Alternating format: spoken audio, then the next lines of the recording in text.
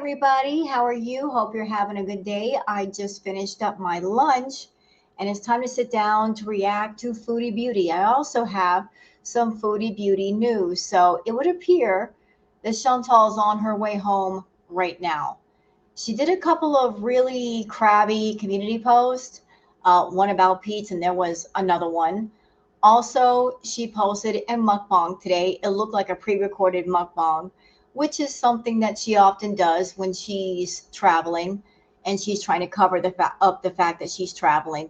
So it would appear, y'all, that Foodie is on her way back to Canada. Will we see her immediately when she touches down? I say no. She did make mention that she's going to get herself a hotel room, and she almost said she was going to be there a week. She said she would be there a day, but she almost said a week. So I don't know exactly how long she's staying at the hotel, but here is my thoughts about her coming back to Canada. My opinion. Just a theory now. I have no receipts on this. I think Foodie is going to come back to Canada. As soon as she touches down, she's going to get a hotel room and then she's going to make a phone call to a certain somebody to come and spend time with her and talk to her and party with her. And then she'll be offline for a few days while she's doing that, just getting her natter fix and partying her face off. And then she'll come back online and say hi to the BEEZERs, but she's going to get that out of her system first. So that's just my take on it. She's going to come back. She's not going to say hi immediately. She's going to be at the hotel and party her face off and eat a bunch of food and probably make herself sick. And then when she's gotten some stuff out of her system, then she'll come back online and let people know that she's there. But it looks like strongly that she's already left. So she should be back in Canada, I would say, sometime tomorrow. So today I wanted to do a retro react. Now, I was searching through a lot of Chantal's old videos and I was looking for something that did not involve her eating food. And boy, is that hard. It's hard to find a retro video where she's not stuffing her face, but I did find some stuff. And why am I doing a retro react today? Because different people hop into the foodie verse at different times. Some of us have been around since the beginning. Some people hop in during the middle and some at the very end. So for those who weren't around during Crackhead Olympics and experienced all the craziness, consider this kind of an introduction to the Chantal that you don't know. So what video have I picked today? Well, it's courtesy of the channel Deputy BEEZER, and the title is Foodie Beauty. Yes, I was there. Deleted live stream from 8/15/21. And this live stream has to do with Chantal. She's just finished up with seeing Natter and she's on her way back and she's talking about him. Why am I choosing this video? Because my opinion, I think that her obsession with him never stopped. And the moment she touches down in Canada, her obsession is going to ignite all over again.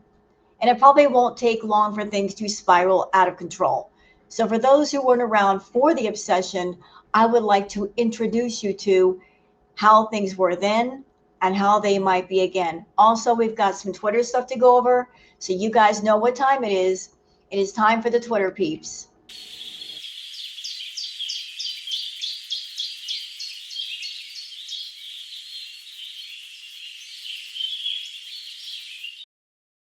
All right, it's time for those Twitter peeps, so let me just go ahead and switch on over. There's not a whole lot of stuff to go over today, mainly because Chantal didn't go live and she just posted her mukbang, and what's to say about that? She was just stuffing her face and talking about nothing in between the bites. So for those of you that are on Twitter that you would like to follow me on Twitter, there's my handle, Wild Girl Sarah. And for those of you that aren't on Twitter, I do the peeps so you guys can keep up with all the Twitter conversation.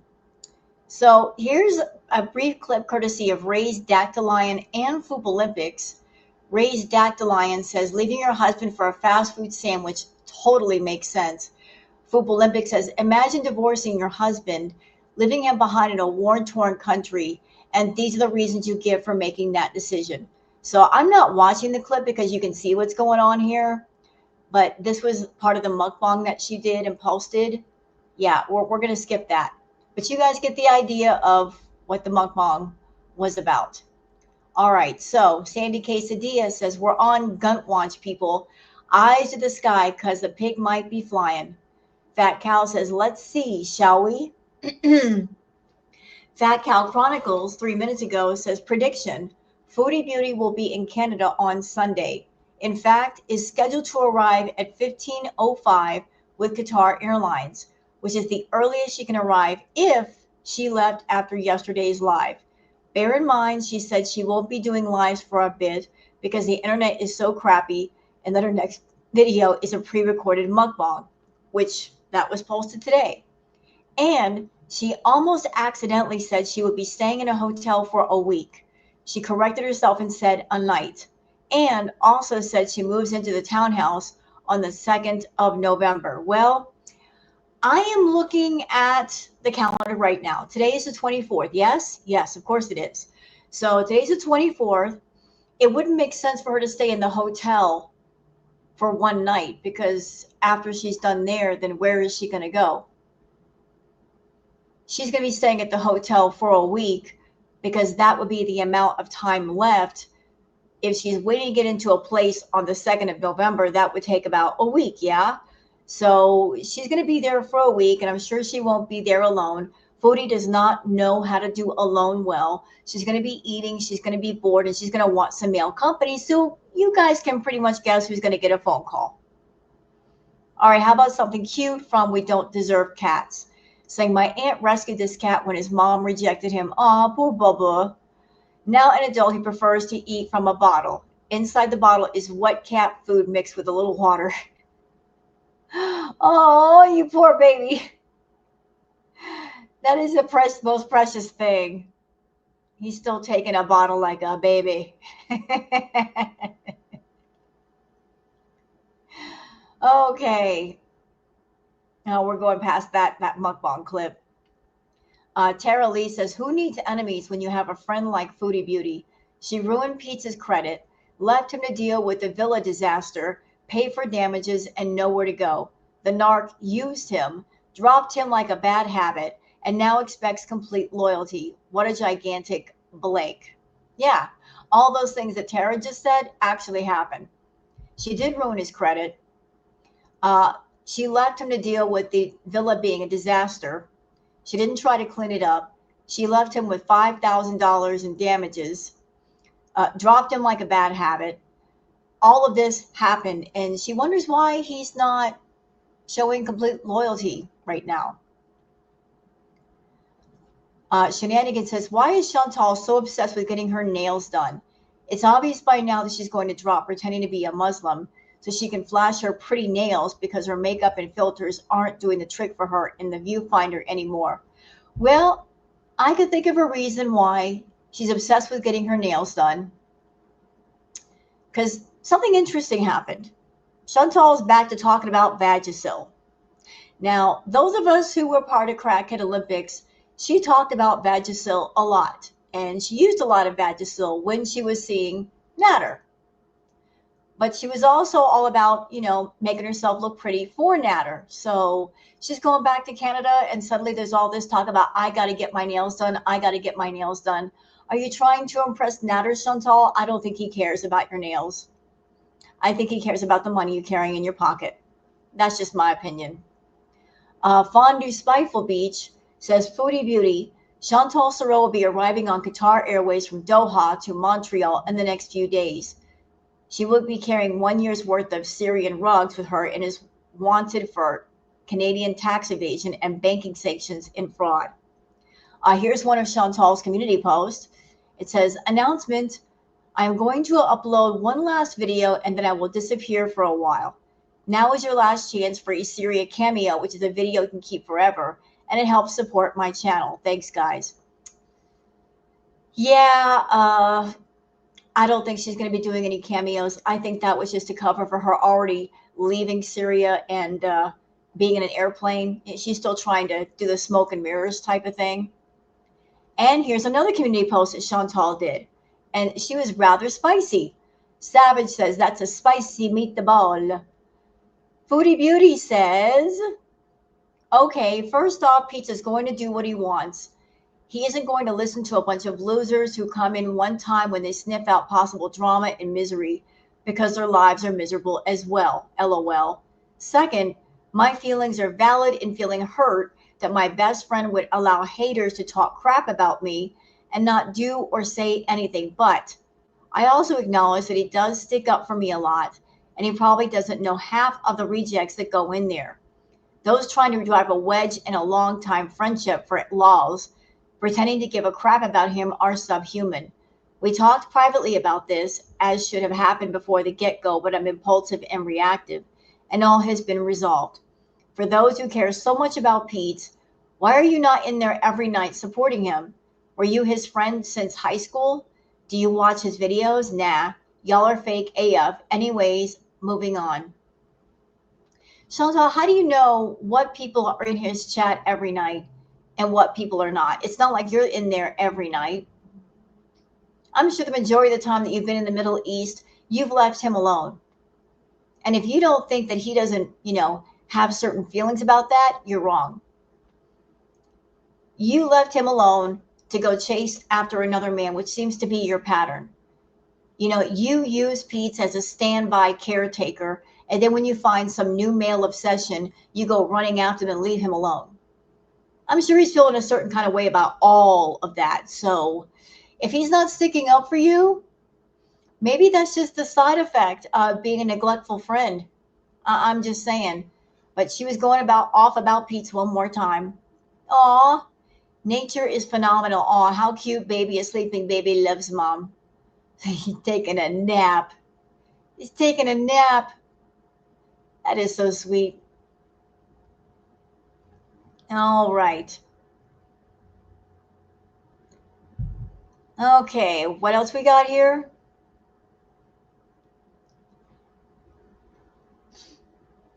Lisa Manning says, I'm getting a job when I get to Canada anyway. Girl, you have a 9-year hole in your resume and you can't stand or walk. Where are you working? That's a good question. Who's going to hire her? She hasn't worked in years. The job market is absolutely brutal. I'm going to get a job. I'd like to know where. I would like to know who's hiring her. Even if they did, it wouldn't last long. Now, y'all look at this from y'all. Those paws. Look at this 6-toed baby. There are 6-toed cats out there. Look at his little mittens. He got extra toes. Look at those big feet. What an adorable baby. His feet are amazing. I love that. Do you guys know that there's Key West, in Key West, there's a place in Key West that you can go to where there's a bunch of 6-toed cats, a lot of them, and they have that same condition. Yes, I would never lie to you. Albatross says, mushroom photos from the Dutch forest taken last week. These are so many mushrooms now. So talk about a fairy forest. Anybody out there that's into fairies or the fae? Wouldn't this just be perfect for the fae? Look at these gorgeous photos of mushrooms. Nature is just an amazing, beautiful thing. Those of you that are out there that are into the fae, you have to agree with me. The fae would just love it. Now, this is so cool. Interesting things. This young woman honored her late father on her graduation day by wearing a skirt made from all his ties. Hey, those of you in my audience that you guys like to sew, you're a seamstress. Here's a creative idea for an awesome like boho, skirt. Think about this, ladies. Look, look, look, look, look. I love that skirt. What a great idea. A skirt made of old ties. That just, unless you were really looking at it, you would never know. It's so chic. It's so boho. I would wear it. I would wear it. So pretty. And I think what a wonderful way to honor her late father. Well done. Ghost Crab says Chantal wants to move in with Pete again. She needs a slave that takes out the trash, gets the food from the door, etc. Chantal isn't Pete's best friend. She is his nightmare. She effed up his credit score, left him hanging with depression, blanked him, ditched him for a Syrian romance scammer. Yeah, some friend. Some friend. Oh, nature is phenomenal. Have you ever seen a goat tree? Can you imagine walking somewhere and seeing a bunch of goats just standing in a tree like this? Goats are amazing climbers. I don't know why they're up there though. Like, I have questions. What's the story? Why are they all up there like that? What's going on? Protect all wildlife. A rare and stunning white bison ambles along in Bear River State Park in Wyoming. White bison are considered sacred by many Native American tribes who view them as powerful symbols of hope, peace, and renewal. The birth of a white bison is often seen as a fulfillment of prophecy, a sign that prayers are being heard and a marker of coming change, sometimes interpreted as both a blessing and a warning. Well, I hope that this beautiful white bison is a blessing, but for those of you that never seen a white bison, there you go. You get to see one.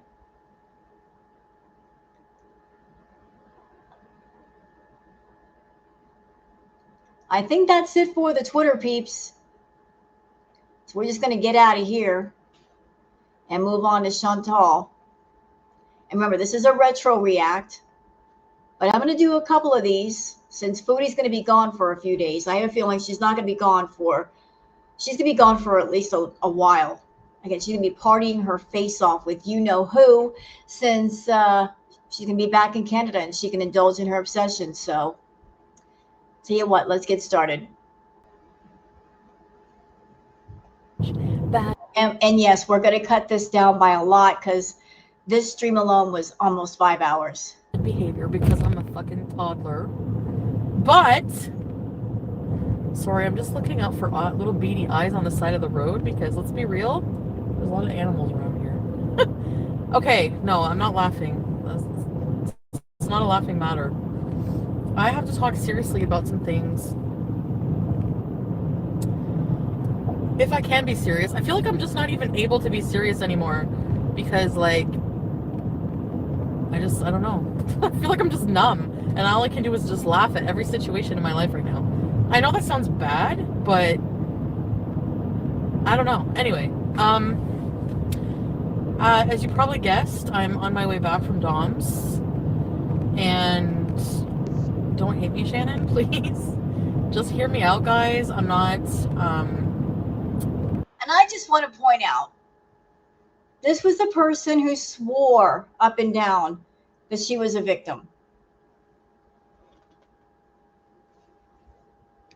She wasn't living with Natter. She never lived with Natter. It wasn't a situation where they were living together. She had nowhere else to go. She had no money. Every time that she saw Natter, she had to go on her own volition to go see him. She was the one that had the money and the car. She had her own home. She could have stayed away. She didn't. Every visit that Foodie made to Natter was done on her own free will. She was never forced. She was never pressured. And even when he moved to Montreal with Dee Dee, she would drive hours out of her way to go see him many, many times. She would try to lie to her BEEZERs and say, I'm not going to go see him. But they would always call her out on her lies. And then eventually she would confess that, yes, she has been seeing him. So this visit, she's confessing, yeah, I just got through seeing him. This horrible guy who was so abusive to me. She freely went over there and she's freely going home. I'm not going to talk about him because putting everything, all of her issues and everything on the online is dangerous. It's not good. That, number one, I was always in the wrong for. And I feel like I don't know. Okay, no, maybe I don't know. Anyways, so I want to be careful. Basically, what I'm saying this because I want to be careful about how I tell my story. I love how she describes things. Notice the key word here. I want to be careful about how I tell my story. That's important. Not my experience, not my truth, my story. Stories are sometimes mostly made up, fake, phony, complete fantasy. Chantal was always described her content on her channel as her story, which means the majority of what you hear and what you see is made up. It's sometimes made up on the fly. Sometimes she thinks about what she's going to do and what she's going to say, and sometimes she doesn't. She just rolls with it. But it's her story. And for those of you that weren't around during Cracked Olympics, you might be asking the question right now, why does she have to be careful? Is she afraid of Natter? Is she afraid of some kind of physical retaliation? No, no, that's not it. She's afraid because Chantal likes to be the puppet master. She tries to be the puppet master with every man she gets involved with or every man that she has around her, including Pete's. But in the case of Natter, she wanted to play this game of control, of tying strings to him, controlling him with money, controlling him with her YouTube channel, painting a dark picture of him, dark enough that people would feel sympathetic to her and send her money, but also painting this dark picture of Natter to keep women away from him because she didn't want him straying too far or finding another sugar mama or leaving her side. So when they were good, when things were halfway decent, she would say, oh, I got to be careful what I say, or I can't talk about him. But when he ticked her off, he did not do what she wanted him to do. Then she would take revenge and be spiteful and vengeful and just say all kinds of stuff about him on her channel and make all kinds of claims. That's why she's got to be careful, because she wants to continue seeing him. She doesn't want to get him to get so angry that he cuts her off. Without, you know what I mean? I want to be honest with you guys because I know that I'm going to get so much fucking hate for this, and I know I'm going to get so much backlash, and even possibly lose so much support from people. And I still want to be honest. So if I lose things for things that I've done or for being honest, then at least I know that I was at least honest about stuff. And Chantal's never cared about being honest. Her confessing to seeing Natter, yes, I went to go see him, had nothing to do with, I just want to be honest with you guys. What this was about was her claiming him. She wanted to claim him. She wanted him to claim her, but since he wouldn't, then even though he wouldn't, he had no desire to claim her, then in an indirect way, she was going to claim him by public declaration. Yes, I'm seeing him. She was trying to mark her territory. that's all I ever want. Like, you know, I don't want to hide anymore.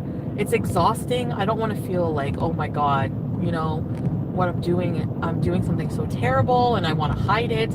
I just don't want to do that. I just want to be completely honest with how I'm feeling. And I think just trying to describe how I'm feeling in all of this is really important because that. And I also want to point something out since we're here. While you guys are listening to this live stream, I would like to point this out. The things that she's saying right now, does this sound like a woman who's being abused? Does this sound like somebody who's terrified, scared of somebody? I mean, she said many things about Natter. She said, oh, he's got the black-eyed rage, and he struck me so hard that I saw stars, and he wouldn't let me leave the house. All that garbage. But listen to the way she's talking about him. Doesn't sound like somebody's being abused to me. It sounds like someone who spends time around someone and they're very comfortable in their company. And if you were being abused, sorry, you're not going to feel comfortable around that person. No person who's ever been through DV ever felt comfortable around the person who hurt them. I mean, literally, you have an environment where the person who hurts you walks in the room and you're practically holding your breath because you're afraid that if you breathe wrong, they're going to go off on you. But that's not the case here. Matters. I'm having a really hard time. Number one, I will say I was absolutely 100% honest about being sober from cocaine. I have not done it. And then later, Chantal did a stream, which she deleted, but it's out there. It's in someone's archives. I'm sure somebody has it. I think I've shown it here on my channel a few times, where Chantal was sitting in her room and she had a bad Coca-Cola habit, and she bought about $3,000 or $4,000 worth of Coca-Cola. And those of us that were around during Crackhead Olympics, there were many occasions we remember where she would literally do it on stream. She would turn the camera to the side and we could hear her sniffing. And then when she would come back, people would call her out like, we know what you were doing. Pupil check. We all remember pupil check, and her pupils will be blasted. And then when too many people were calling her out about doing stuff on stream, then she tried going to the bathroom and you could hear her sniffing in the bathroom. And then when people called her out on that, then she would mute the stream, then go to the bathroom. So she was continuing to do certain things, in my opinion, and trying to hide it rather than not do it. I'm not going to speak on him and what he does. We had made a pact to be sober because of it caused us problems in our relationship. There was never a pact to be sober. Chantal and Natter, the only time they halfway got along was when they were under the influence. And when the party favors ran out and it became the next morning, she had to leave. Which tells me everything I need to know about their relationship. It was a relationship built on party favors and staying high and, staying under the influence. And that was the only way that he could tolerate her. As a matter of fact, I do remember one live stream that Chantal did that she spent the night over at his house. They had, partied the night before. And then there was the next morning. She had her camera running. She was on live. And Natter literally walked in the room and said, "Why are you still here?" She was mortified and embarrassed because he just walked in and said, "Why are you even still here?" It wasn't a happy moment for her. Relationship. And since everything is already out, that's another thing. Like, I'm not going to tell you things that you don't already suspect or know. We've had some pretty toxic. We actually, so here's the thing with me and Dawn. It was like, okay, so I wanted to bring his stuff back, and what is prompting this is actually reading the comments from my Burger King video and people being like, she just came from Dom's. And it, like, I know, like, I don't need to, like, come on and verify everything. It's like, I don't know. It's just that, yeah, no, see, I'm not going to downplay abuse. That's not what I'm trying to do. And I really don't want people to think that's what I'm doing. I really don't want people to think I'm trying to downplay abuse. I don't want people to try to think that I'm trying to downplay any situation. I just want people to understand the situation fully, because there's a lot of misinformation going around, and there's a lot of rumors, and there's a lot of lies. There's a lot. Well, who got all that started in the first place, Chantal? Where did all the rumors and lies, speculation come from? What was ground zero? It started with you. Because you decided to come online and tell people about Natter, Dom, giving details about what he looked like, about his work, the things that he'd done before, the fact that he was a magician, he knew card tricks. I mean, everything we learned from you. Everything. Even down to that moment where you took your phone and showed your phone on screen, showing his name on your phone. And the moment you showed his name on your phone, it didn't take any time at all for the farmers to find out exactly who he is.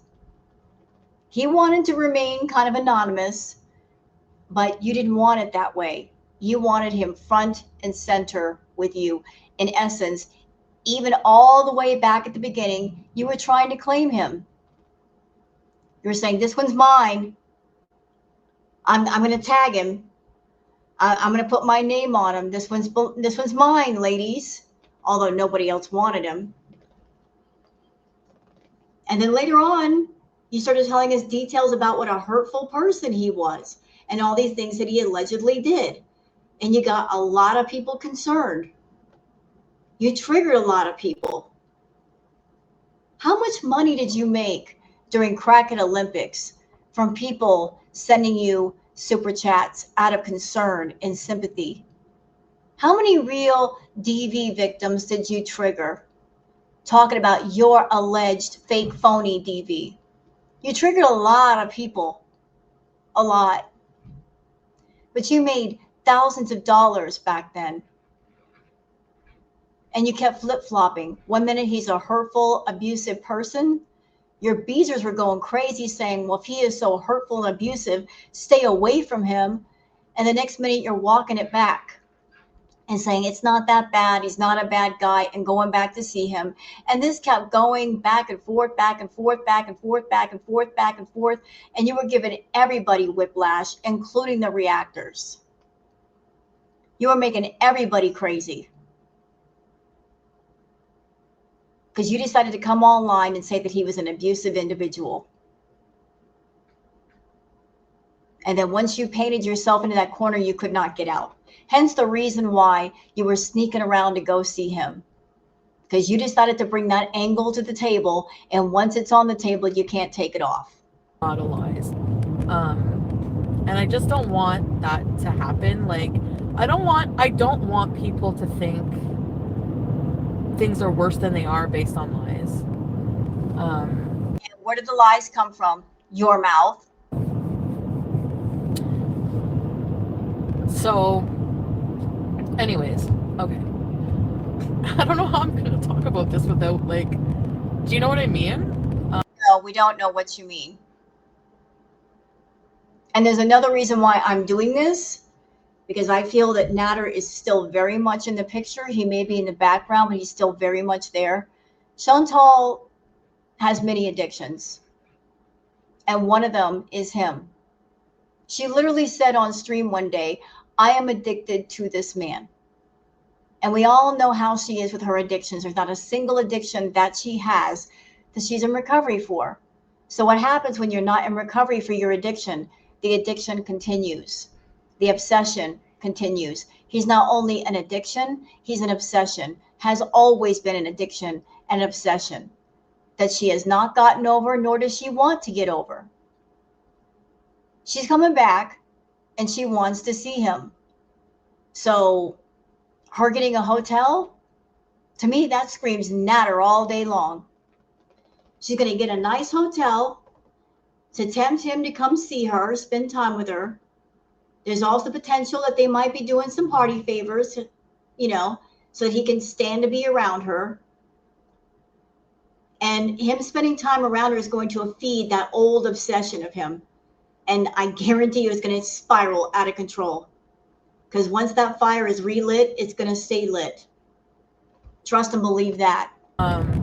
Respecting privacy, but also trying to explain. So I went to bring back everything, and we talked, of course. And I'm thinking, of course, but I don't know. All right, what do you want me to say? So, how about the truth? That's the one thing you won't give the audience, is the truth. 10 plus years on YouTube, we've got so many lies out of you, but you refuse to tell the truth.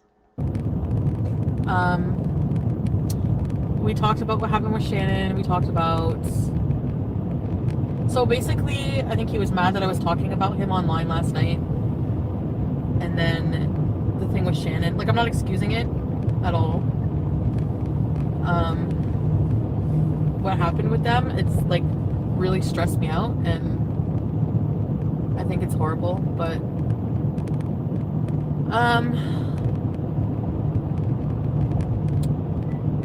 what else? So basically what happened with this whole abuse thing,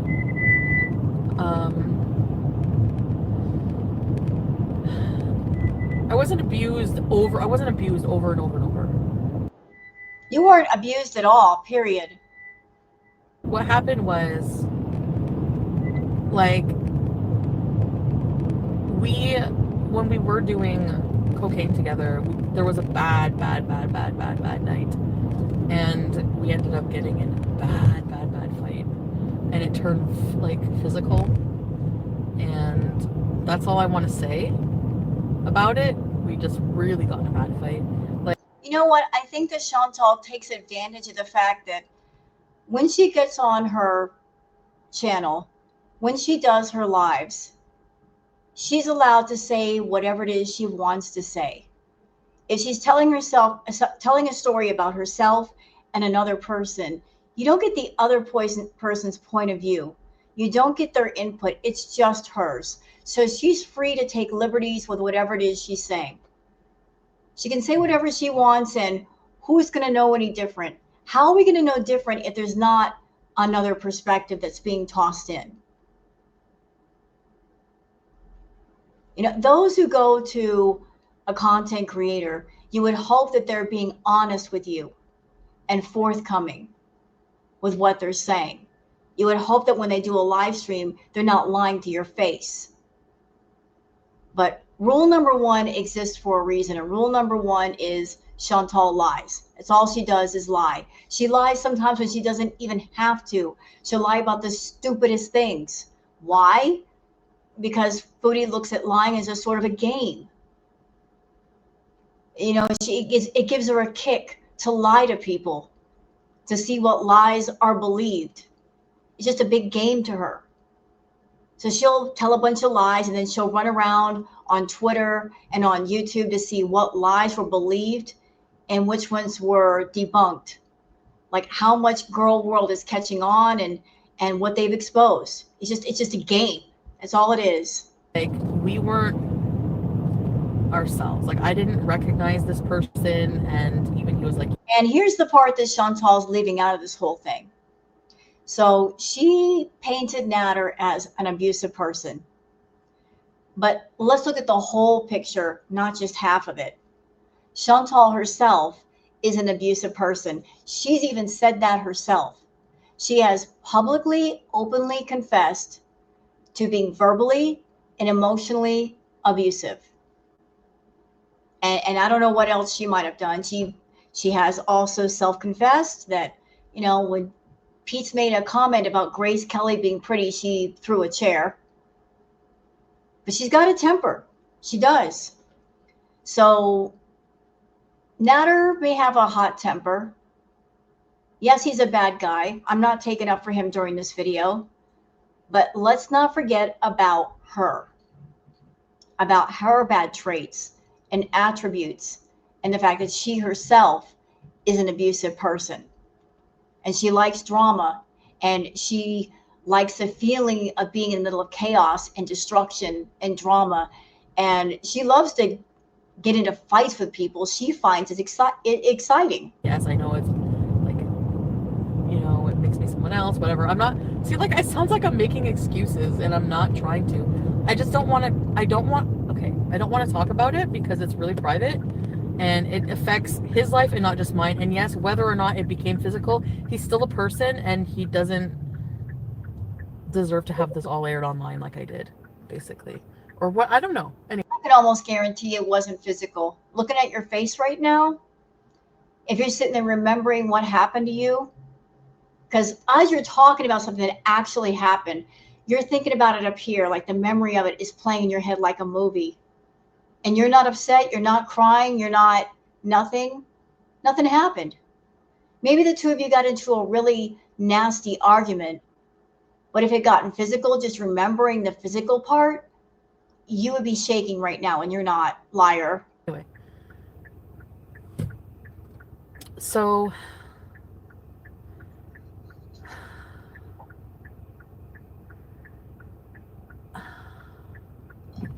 yeah, so I went back. And she went back. He did not go to her. She went to him. Again, very unusual behavior for someone who claimed that Natter did all kinds of stuff to them. If someone is hurtful to you, why would you go back? You're not living with the person. You have your own job. You have your own home. All you got to do is block their number and never talk to them again, never see them again. But she kept going back. She could have cut off the money, cut off the phone, stopped everything, done. And because I don't know, like, I think I made this a lot worse than it was. Like, do you know what I mean? Okay, let me just fucking stop the car so I can answer your questions, like, when I get to McDonald's. I'm not explaining it properly. I'm, like, tired. I'm not,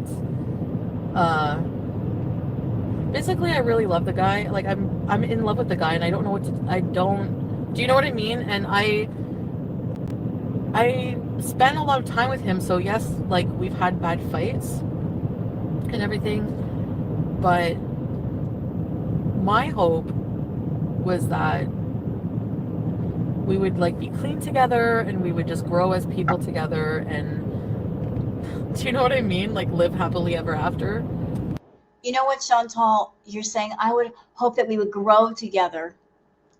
How can a person grow when they are around someone that doesn't want them to grow? When there's an individual in the relationship trying to act like the puppet master and control their partner with money, with manipulation, with blackmail, with threats, with their YouTube channel, with their YouTube channel audience, how can a person grow? In my experience, for anything to grow, it needs nourishment and it needs space.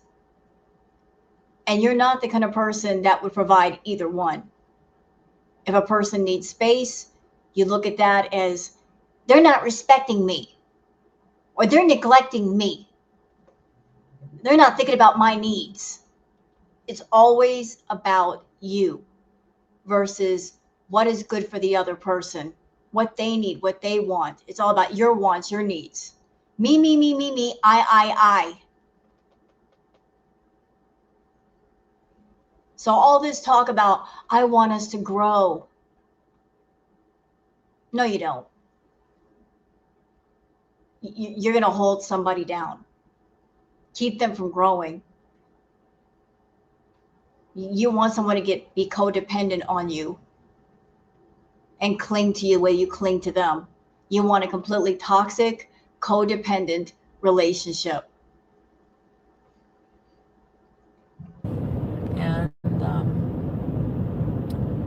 because that was, like, really, like, the only major, you know, I mean, there's, like, other things. I know you people are, like, red flags, and I understand that. I don't know what to say, guys. Everything I say is just making excuses. I know. I don't know what to say. I don't know how else to, I don't know. So I don't want people to hate me, but I also don't want to make him mad by talking about it. And I also, not mad, but I also feel that Chantal is one of those people that she likes to get people angry to get a reaction out of them, because she's a weirdo. Okay, some people in this life, even negative attention is good attention because it's still attention. She's one of them. She will do negative things, stalking and trying to make a person jealous and make them angry and get into an argument with them just to get their attention or to get some kind of validation that they care. She's always trying to use negative emotion and negative action to get validation of love. Love is a positive emotion. It's a positive feeling. So how in the world are you going to get a positive feeling and a positive emotion by doing negative things? You're being hurtful to the person that you claim you care about. And if you care about somebody, you won't go out of your way to hurt them, to offend them, to get on their bad side. You won't show your ugly side like that to them. But that's what she did. Just her wires are crossed wrong. Let me poke at somebody and poke them hard to see if they love me. And if they fight with me, and if they argue with me, or they feel jealousy, that's the validation I'm looking for. It's just something is messed up in her head. She doesn't understand that hurt does not lead to love. also don't want to like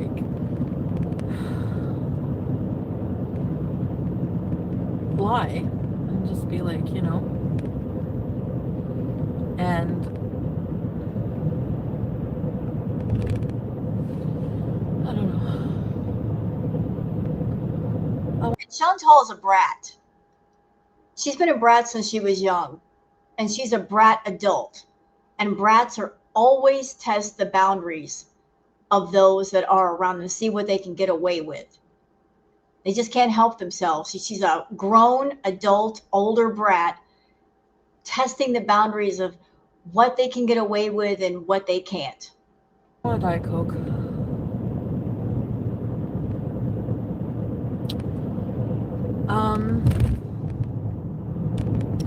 He does not have an ex-girlfriend. So I've fact-checked, and I'm not going to go into his personal life and details on all his, like, you know, if he's been involved in anything legally and all that. That's not no one's business. I don't want to talk about that. That's not for me to talk about. No matter who it is. Like, if I know them personally, it's just dangerous. It's not, you know. But I mean, if I were like, he had an ex-girlfriend that died.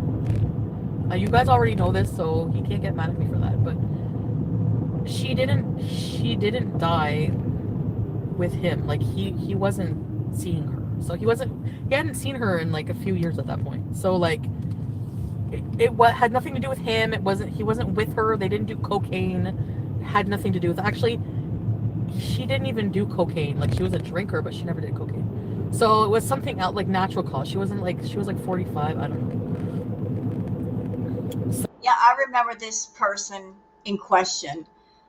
He did have an ex-girlfriend, and the scary part was the ex-girlfriend could have been a doppelganger to Chantal. They looked a lot alike. And as I understand it, this woman, she's no longer with us. She worked, she was responsible, but she and Chantal could have been twin sisters in appearance. So, and then there was like a rumor that he stabbed his girlfriend, and that was like not the story at all. I don't know. And I've actually seen like proof like today. So I believe him on certain things. That's all I'm going to say. But I'm just saying that everything you hear about him is not all true. And I think he's just like really, I don't know. I mean, you know. So anyway.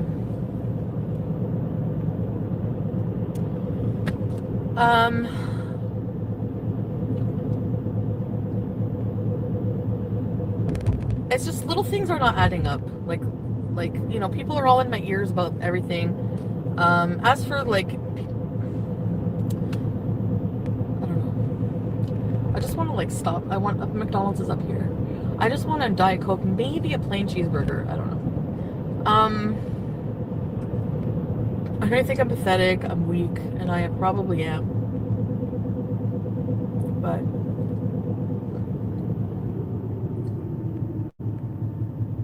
where's the McDonald's? They better be open. Stuff. Bella Juice, love isn't this painful and hard. This is bad news. I don't know what it is, but when it's good, it's really good, and it's hard to remember the really bad. Do you know what I mean by that? Sounds like you're all about that life of chasing the tail of the dragon. And I've said this more than once, Foodie. You're chasing the new car smell. You do. You chase the new car smell. When everything's new, when it's in the beginning of something, you practically get drunk off of it. It's intoxicating. You know, like your new obsession or your new addiction, you get drunk off of it. It's something unknown, it's something exciting. But then after a while, the new car smell fades away. And it's not as exciting as it used to be. And then when you hit that level of boredom, then you're looking for the next new, fresh, new car smell obsession. You know, you just always chasing the tail of the dragon, always looking for something new and exciting and unknown to get high on. When am I getting therapy? Never. Well, all I have to do is make a phone call. So, But you didn't. And the crazy and sad thing is, you never did. This period when you were making 20, 30 grand a month, you never made that phone call. Nope. I know that's all I have to do. Do you want us to sit back and be okay with it? La La Land. Thank you for your super chat. No. Thank you. That's a lot to ask from... I'm gonna drive home and then I'll park here and eat this and then go home. That's a lot to ask from people to obviously people are not going to be okay with, you know, especially online. That's why it's just, all of this should have never been online. Like, this is crazy. Yeah, but who brought it here? You.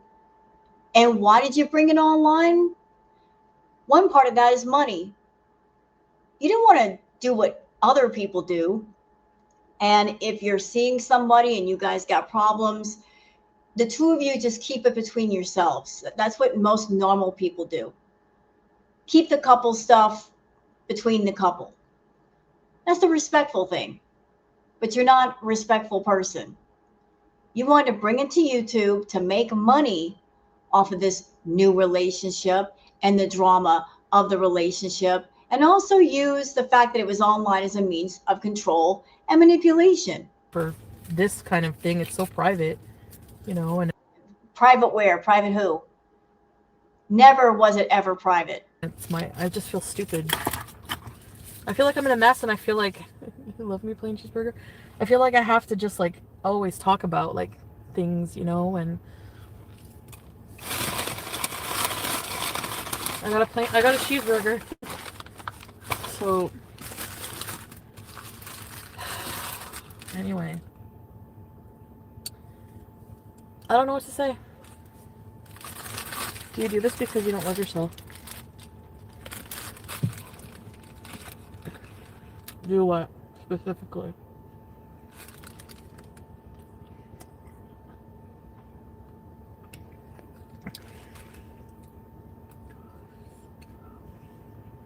Hi, whoopsie doozies. I gotta go home and poop. Or I would do it. We're getting past the food part. I don't want to see your stuffer face. Or maybe not. I don't know. Bella Juice, he plays you like a fiddle girl while you're playing your plaything.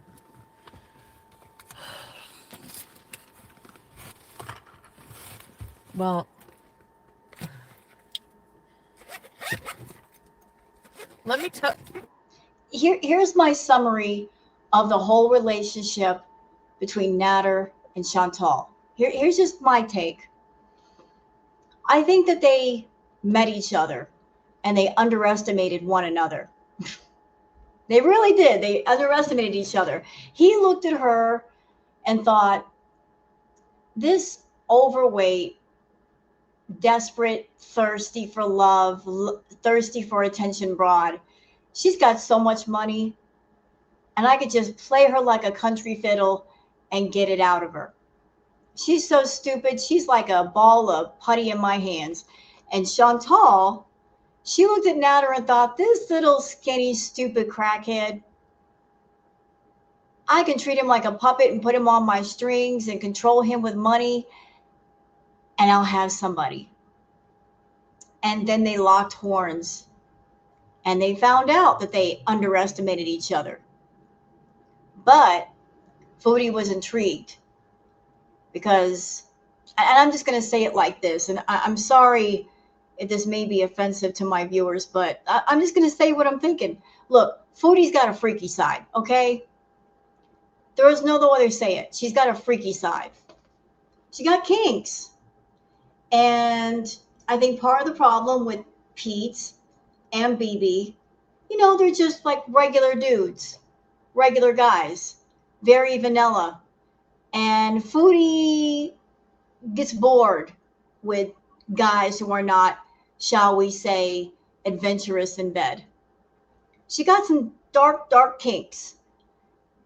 And I think part of the reason why she got so obsessed with Natter is Natter indulged her in those darker kinks. He took her all the way there. And she had never met anyone like Natter who would do that, who would be willing to do that. And that was part of the obsession. Was the fact that before Natter, she had been with guys that were, just regular guys with regular needs and not darkly kinky. And she is. And Natter was darkly kinky and could do the things that she wanted to do, would indulge her in that way. Hence the reason why she couldn't break away from him. I'll get more into it.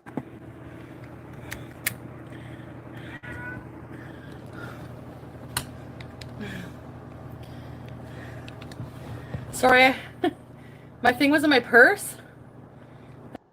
Notice that it's a brightly lit room and her pupils are blasted. I'm just pointing that out real quick before we get started. And I had to poo.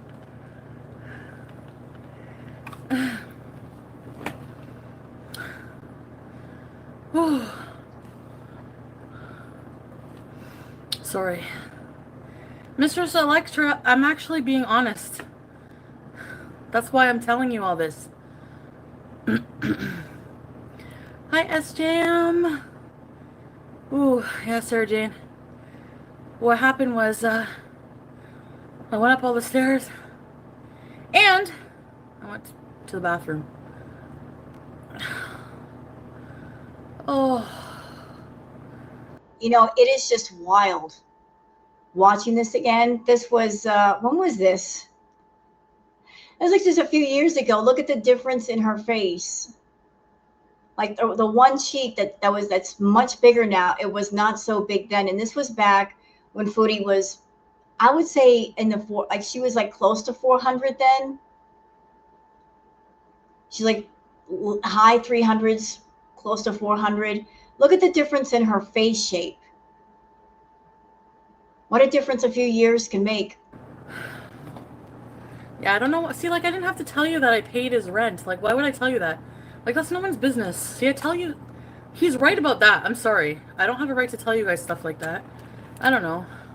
I just want to make a notation to that. During Crackhead Olympics, Foodie paid for everything related to Natter. She paid for his rent. She paid for the phone. The phone was in her name because she wanted to always be able to talk to him. And when they would have fights, she would play little games like turning off the phone service. She did that so much that she actually had to get on the phone with the phone company because they were like, what exactly is going on here? Because she just kept turning it on and turning it back off and turning it on and putting it back off. But she also bought him an iPad. She went to Farm Boy or Adonis and bought expensive groceries for him, which she would then use in his cooking videos. She paid for everything, gave him money, bought him the party favors, bought him liquor, anything he needed, anything. She was 100% sugar mama for Natter. Anyway, he got a job, so we don't have to worry about that right now.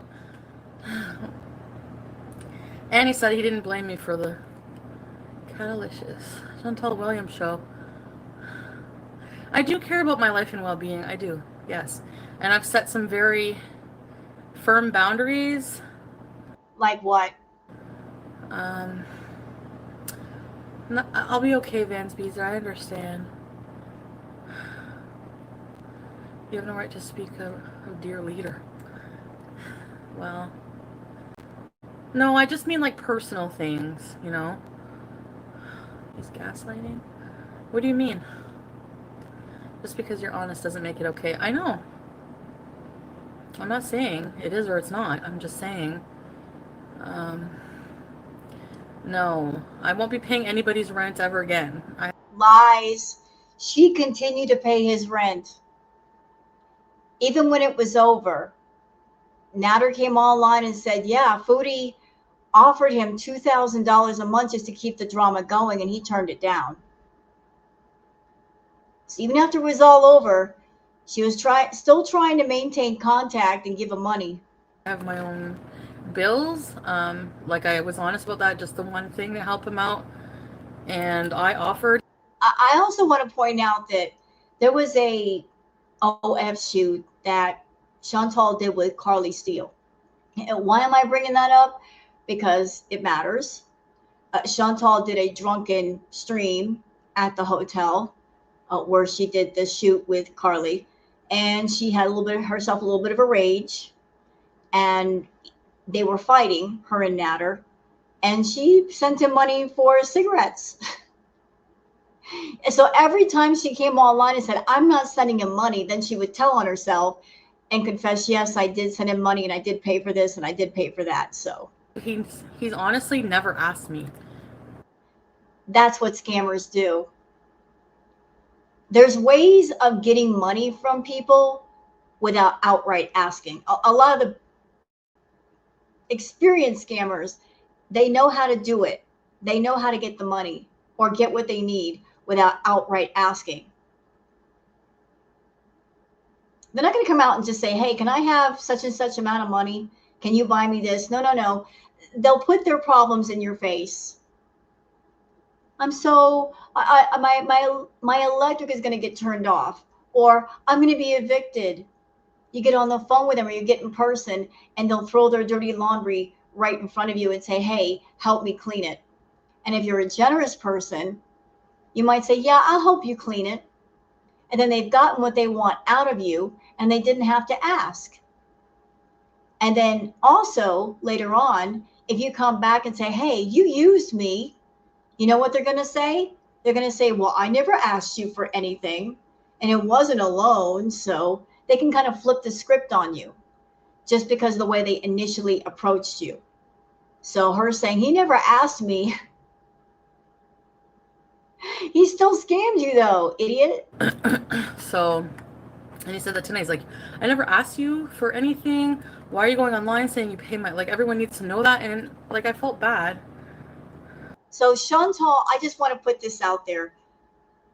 Chantal is not a truly generous person. Someone who's truly generous, who wants to help someone, they do something out of the goodness of their heart. They see someone in need or someone who needs help, and they say, here, let me help you.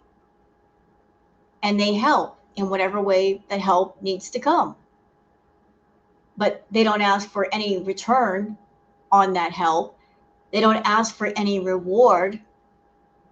Chantal, when she does something for somebody, she always wants something back. She wants some sort of reward for the money that she spent, even though technically the money didn't actually come from her. It came from her BEEZERs, because they're the ones giving her money through YouTube. But regardless of what, the more she does for you, the more she feels like you owe her and she owns you. And the debt will never be paid. The more you accept from her, the deeper down the hole with her you get. And if you get into an argument with her, she'll bring up every single thing that she's ever done for you. I did this and I paid for that. Like, she's logging it all into her brain and she's not going to forget. And she'll use every single one of those instances of giving you money as a weapon to beat you into submission. I mean, there's many streamers out there. Chantal saying, look at all that I've done for this person. She did it with Natter. She's done it with Salah. She's done it with everybody. Look at all that I've done for this person. Never any mention of what that person has done in return for her. She's a debt collector. She acts generous.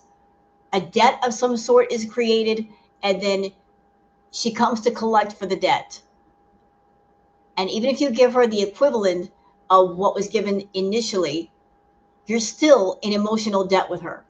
Izzy Parkinson, you know I love you, but please, this isn't right. I understand he's playing me.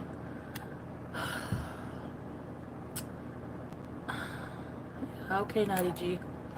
The person's not wrong. He was playing you. And I acknowledge that there are two grown adults in this situation, and either one of them could have said no and put a stop to it, but neither one did. Why? Because they were both stupid. They both wanted something from each other. He wanted her money, and she wanted a relationship. So they're always vying for control and what they wanted from one another. He intrigued her. He was a challenge. She'd never been challenged before. All the men before Natter were a bit more passive and kind of docile in nature, which was boring to her. Like, she'll use the ordinary nice guy for companionship, but someone who was a bad guy, who was a bad boy, intriguing, very intriguing.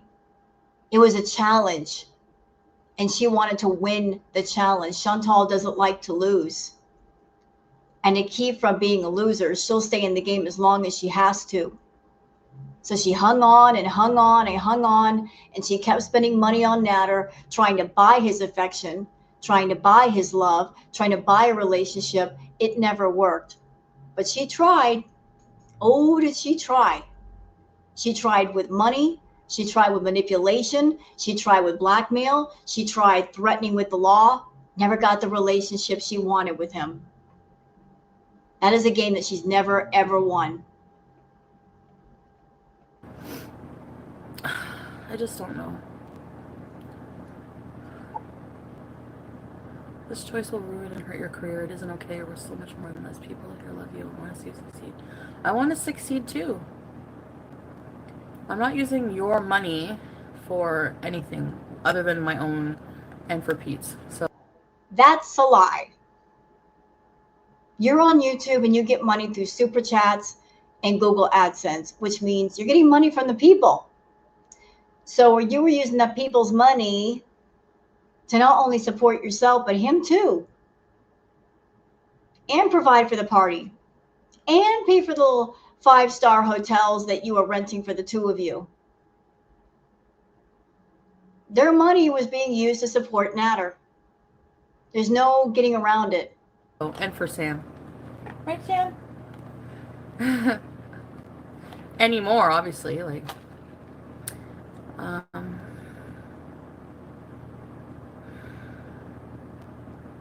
well, the hope is that,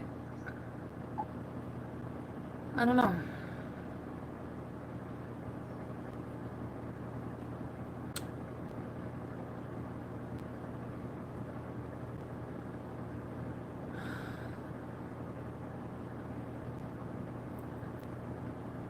Starting fresh. I do want to start fresh. I want to be healthy and get better. I'm not. You said the same thing after you left BB. Weren't you talking all that mess when you left BB? You moving into the villa was supposed to be a fresh start. You moved in with Pete. You guys showed the villa when you guys didn't have much in it and it was perfectly clean. It was supposed to be a fresh start. You were talking about the fact that you lived in a nice place, that there was a gym nearby, there was a pool. You talked about getting in shape. This is a conversation we've had many times that goes nowhere. You're not interested in health. You're interested in a good time. You are a party girl. You want the party all the time. Party, party, party. So you moved into the villa with Pete's. That was supposed to be your fresh start. And then here we are with you and Natter. That's supposed to be your fresh start. Going to alter any of those plans for that. Um, you know, I've never complained. Well, I'm just telling you what's going on, and yes, I don't know. I'm not.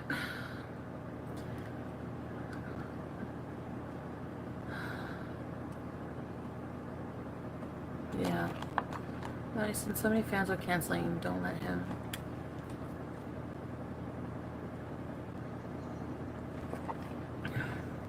That's okay, Izzy.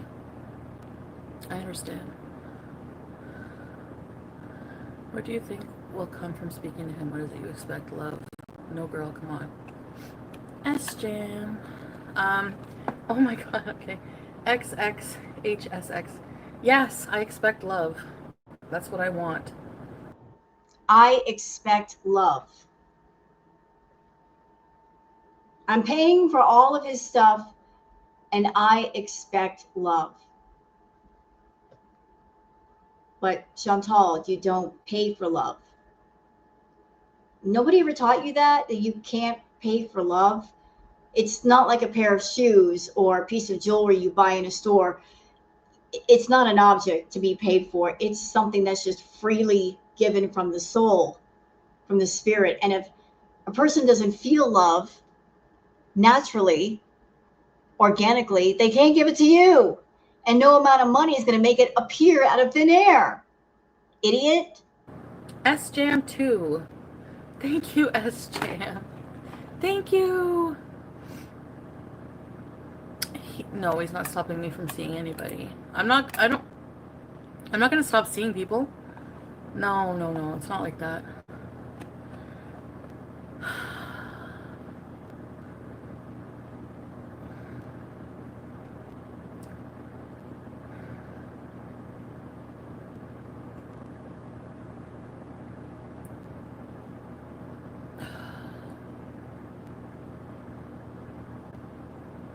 I also want to point this out. In the very beginning, when she started seeing Natter, different people were finding different things. The farmers were finding a lot on Natter, and Natter got outed of being on a dating site, on a swinger site. This was revealed to Chantal. So like Natter, he's a swinger, okay? He's not a monogamy kind of guy. He's a swinger. And Chantal knew this when she got together with Natter. Like, that's just what he liked. So they were never in a situation of like, let's be together in a one-on-one relationship. So he just told her, look, date whoever you want. I don't care. Because that's just how he was. But that's not how Chantal is. She's not a free and easy spirit that wants to be with many different people, living the single life, I guess. She wants a man to claim her and to be locked down with her That's not him. It's never been him. But she thought maybe she could change him. You can't change someone that doesn't want to be changed, that's happy being the way they are.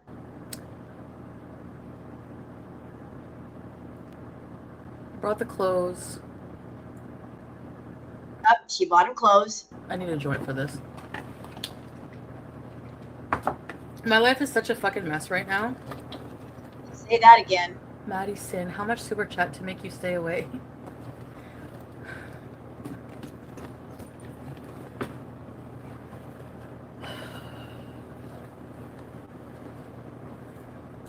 I mean, don't people deserve chances? I don't know.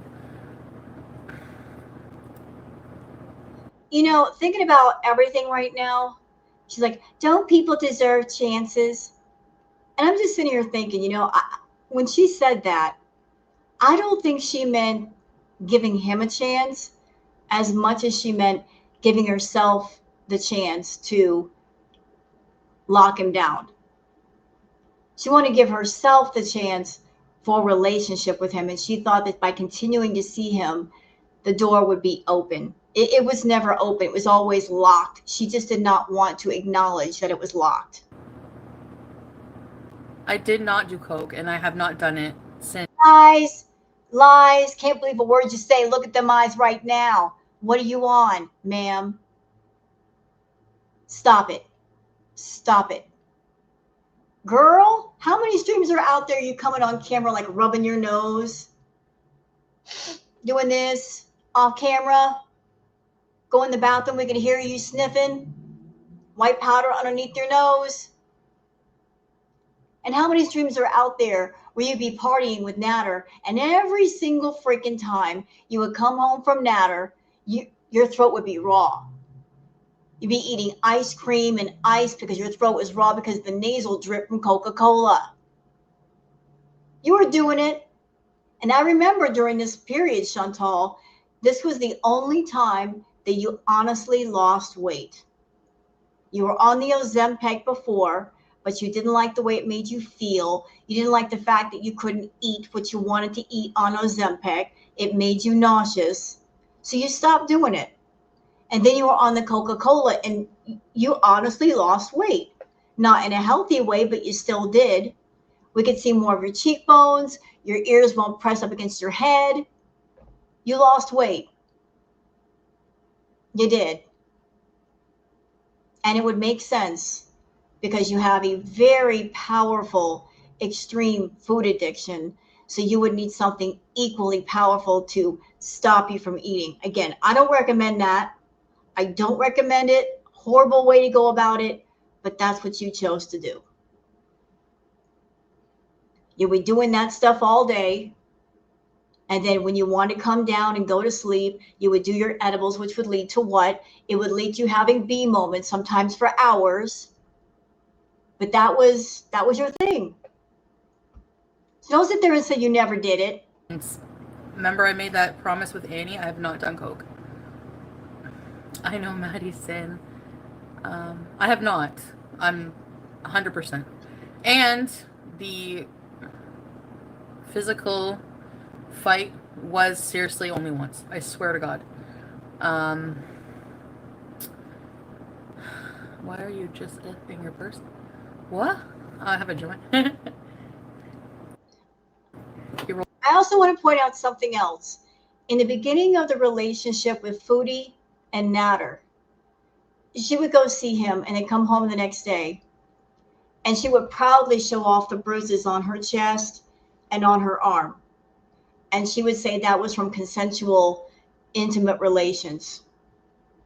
She wasn't hiding the bruises and being ashamed of them. She was showing them off to people like, look what happened to me. I was physical with a guy last night. And look, it was so intense and so passionate that it left bruises. Funny how the consensual physical stuff turned into talk of abuse. Hold some for me because I don't know how to roll. I have my bong, but I left it there. I don't know. I didn't want to bring it home. JRMO 2.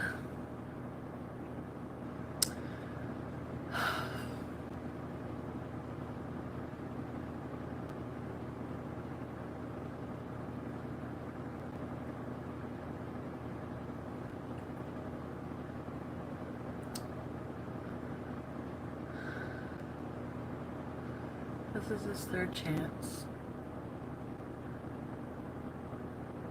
I'm not an angel either, guys. By any means. I'm just saying. I'm not saying I deserve to be, like, hit or yelled at. But,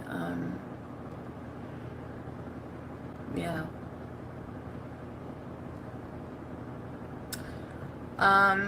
If you want to cancel and... Can I also just say, I don't believe she ever got hit. Please take note of the fact that Foodie's got very, very fair skin. And once upon a time, she used to be on blood thinners. So she's got almost an ivory complexion to her skin. I would imagine if he had hit her, there would have been a bruise. Never saw any bruises beyond the consensual bruises that she chose to show off like trophies. So if she's alleging that he hit her, I'm sorry, I don't believe that. Never saw any evidence of that. Understand, I don't do emotional blackmail for people. If you Lies, yes you do. don't want to support me anymore, then don't. I don't do emotional blackmail. I'm just telling you. I see a lot of that. People did it with Amber Lynn. She's eating a shrimp ring. Let's cancel. So. I don't do emotional blackmail, she says. What about that stream you did in his bedroom? You remember the one, Foodie? When you were wrapped in a sheet, and I believe you were wearing an orange bra. You were alone in his room, and he was somewhere outside. And somebody in your chat asked you the question, have you ever thought about if Nader wants to be with another woman and leave you for another woman? Remember your answer? You said, I think about that all the time. And then you said, I've got a plan. I'm not as stupid as you guys think. Trust. Something about an Aries. I knew what you were going to do when you said that. The Nader had a criminal history, and if he ever tried to leave you, you would make some sort of threat in that regard. And then what happened? Later on, you went to the cops, or you acted like you did. The threat was there. I don't know if you actually spoke to somebody. There was never any concrete proof that you did. But the whole plan was to scare Dee Dee and Nader and have Dee Dee go back to Montreal because she'd been at Nader's place for over a month, and you were foaming at the mouth for her to get gone so you could go over there. Because you're that type of person that you'll walk up to somebody, talk to them, figure out stuff about them, and figure out what you can use to your advantage. Again, I'm not taking up for Nader. I'm just pointing about how you think and how you work. You're always looking for ways to one-up people and to get one over on people and control people. So he was a bad boy, and he had a bad past, and you were going to use that to your advantage to threaten him with, and you did. But you don't do emotional blackmail, right? I don't think anything is going to change in my content. I'm still going to do, I'm still going to do videos that I'm going to be trying to get back to, emotional blackmail by sharing my life, Scary Yellow Crayon. When I share my life and I live my life, I don't have you guys in mind, like thinking, well, maybe I should do this because my followers don't want me to do it. Or, I mean, I do keep you guys in mind, obviously. I think, oh, they're not going to like this. But it's not going to prevent me from doing things in my life. Like, do you know what I mean? Danielle, I don't want you to feel sorry for me. I don't want you to feel sorry for me. I don't want to cancel. I want to help save your life and career. I genuinely want you to... Why are they doing this?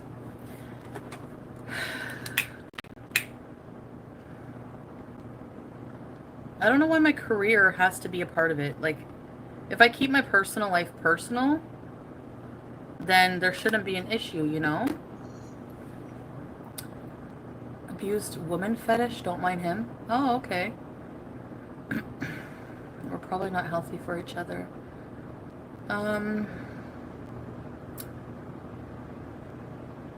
Yeah, well, it hasn't been very healthy. You know, Chantal, that seems to be a pattern with you. You deliberately pick guys that are not good for you. I mean, honestly, you're not good for anybody at this point. You're not good for yourself. How can you be good for somebody else? How can there be a healthy relationship if you're a mess? And maybe your partner is a mess. I mean, the both of you are going to be a mess together.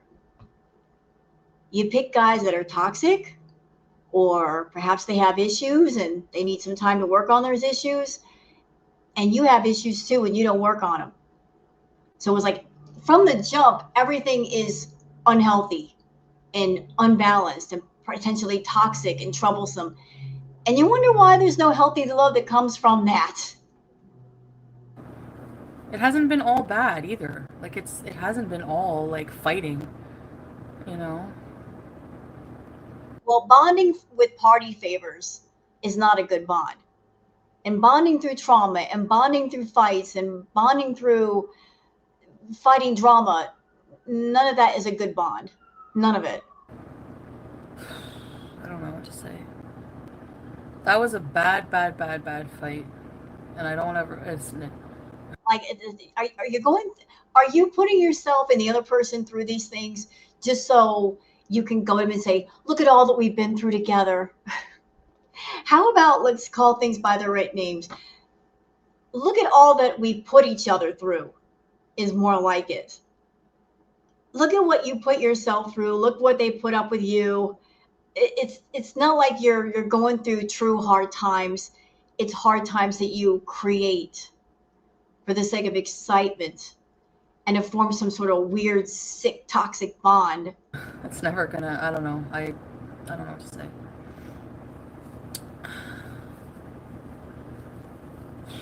No, I'm not giving him my money. I'm not giving him my money. I pay my bills with my money too.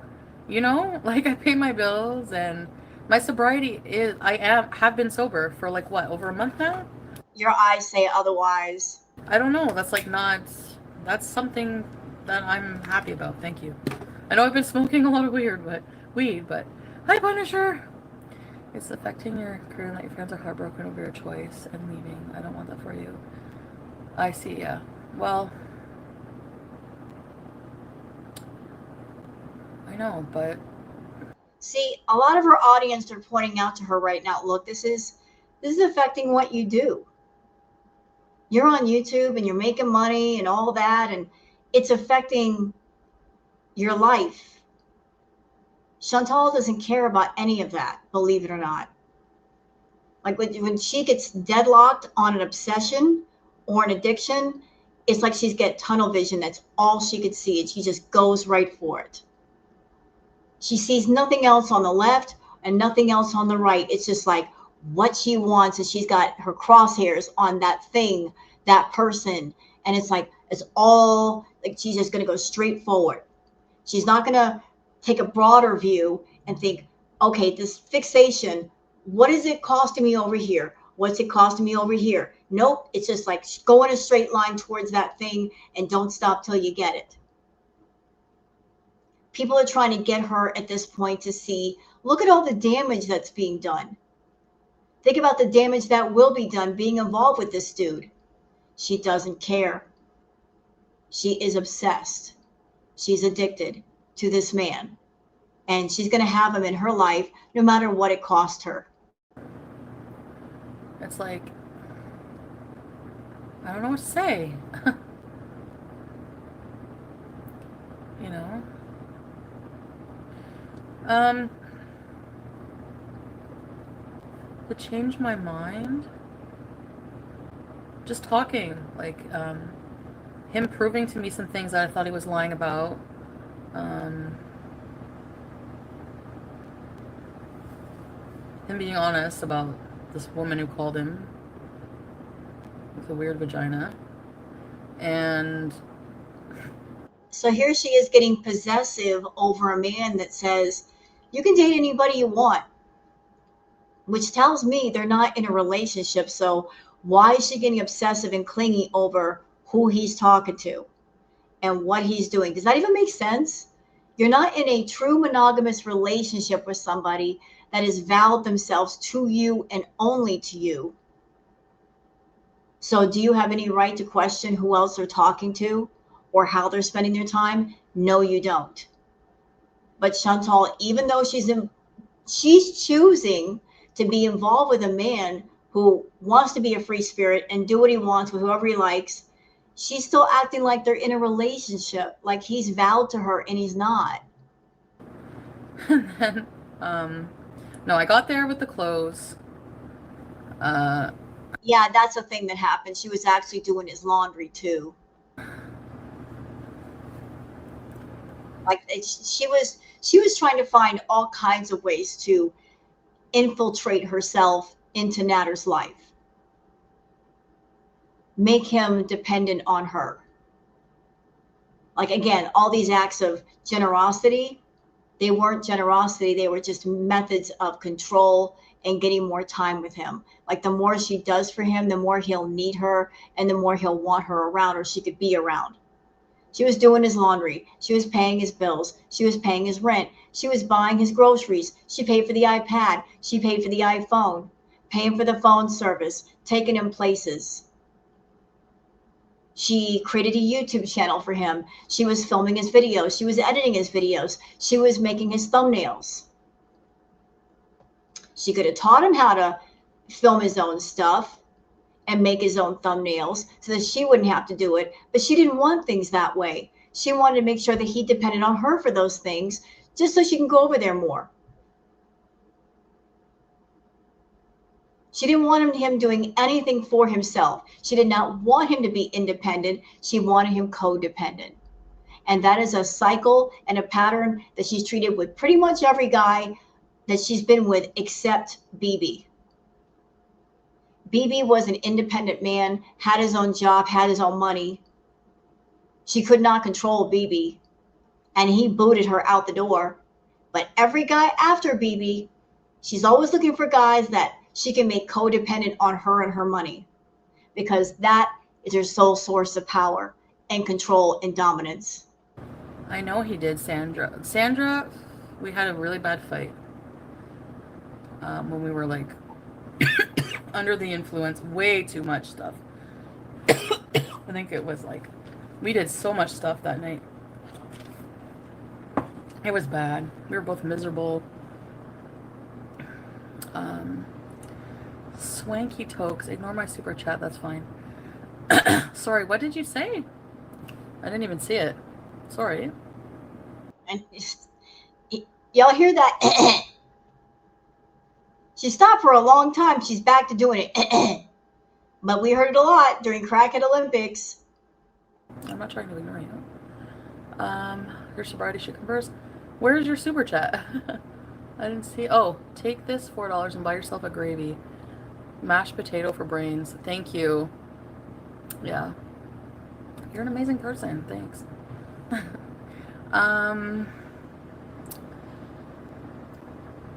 So no, he was working like for a while at first. But this is all his business. Like this is what I mean. Like I don't really want to talk like I don't know.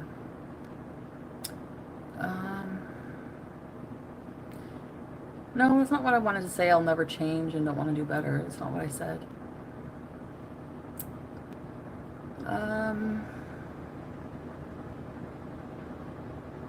You give me a chance for what?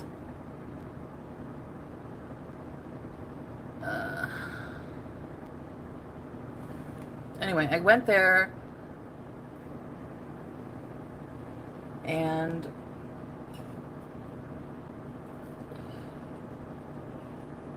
brought him his stuff. He was playing soccer. And then I went in and talked. I had to shit. Number one, I had to shit. So We don't need to know. I was gonna take off. And then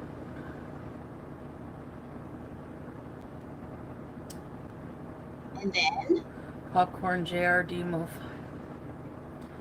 S-Jam, it's I know I'm not stupid. I know you're all shaking your head at me thinking, what a stupid bitch. Well, I'm not trying to shame you. I want to see your self-worth because you're worth it. You never deserve to be abused or hurt or anything. I know. And maybe a part of me thinks I do. Or I did. And I can't get that out of my head. No matter how much super chats you send me, no matter how, no matter how much you tell me I'm pathetic, there's nothing I can do to change my mind. So you're just gonna have to judge me, and I'm just gonna have to live with it. Volpe, welcome to Very Important BEEZER's. Ready, set, bees!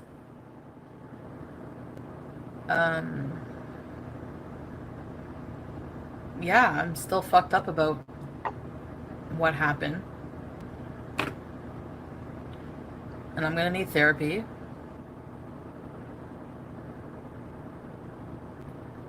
I don't know what it is. When I see him, I just melt.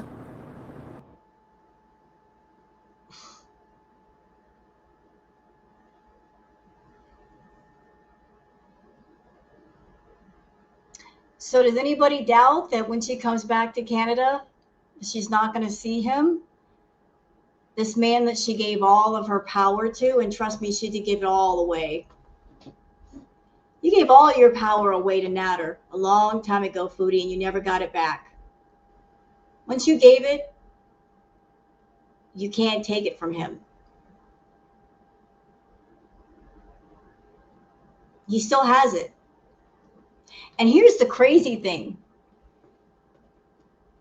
If you wanted Natter, God help you. I don't know why anybody would want that man.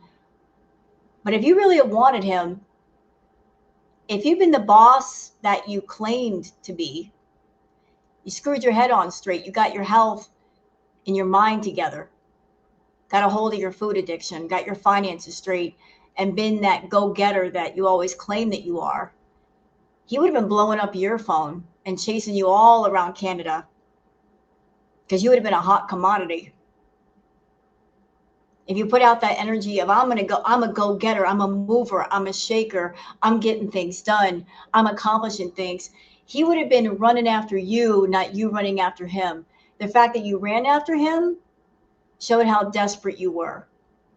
And he took advantage. You presented yourself as a weak, submissive type female, and he went for it. He got away with things because you let him get away with things. You kept offering the money, he kept taking the money. He wouldn't stop taking it. You had the power to stop the whole thing, and you did not. You call me stupid.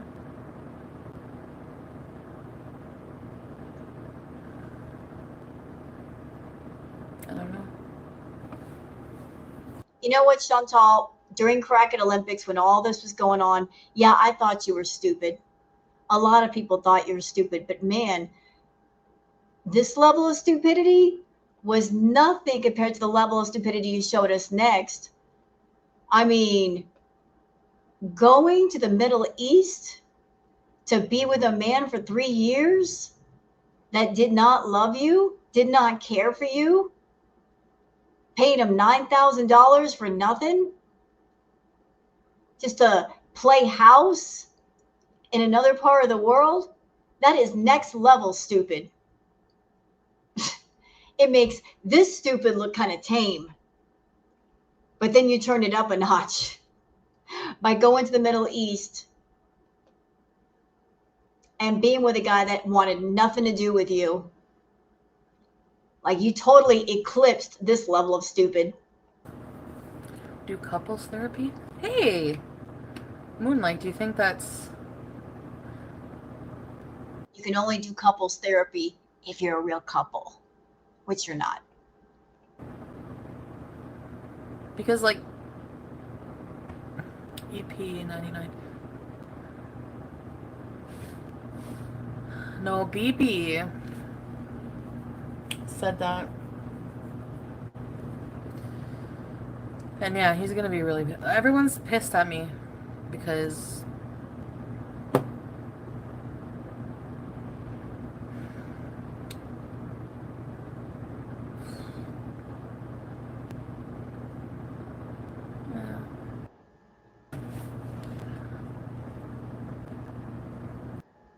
way. I'm not hurting anybody.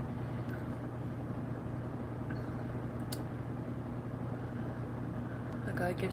Speaking of hurting people, you hurt a lot of people during Crackhead Olympics, Foodie. Do you realize that? Coming online, making up stories about supposed DV that never happened, getting everybody concerned for your welfare, talking about this fake DV online for hours every single fucking night. You were hurting people. I saw it go down. I was there. It was a snowball effect running downhill. You want to paint yourself the victim, so we get online and say very triggering things to people in your audience, which would trigger a lot of them. A lot of people have gone through actual DV, and hearing about somebody else's experience, true or false, might trigger memories in that person, experiences they've been through, open up old wounds and scars. A lot of that happened. And it wasn't just in your live chats, it was in the comments too. And also people getting triggered in reactor chats. It was everywhere. Made a lot of money triggering people, opening up other people's scars and wounds for the sake of profit. It was such a profitable time that you did it numerous times. Even well after the fact, you kept bringing it up and bringing it up and bringing it up. And to you, it's just a story. And you operate under the pretense of, it's just a story. I'm not hurting anybody. But that in itself is a lie, because you are hurting people. You're triggering people who are true survivors and victims. A lot of damage happened. But you can't see it that way, because all you're doing, according to you, is turning on a camera and telling a story. But the thing is, you're broadcasting that story out to other people who are listening. And that might affect how they feel. It might trigger how they feel, what they think, what they're thinking about. You don't know the damage that you do. To the D and you think it's love. I guess I give the people the benefit of the doubt.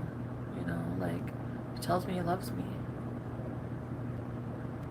I'm not gonna do it, girl. Idiot. If he loved you, why was he taking your money?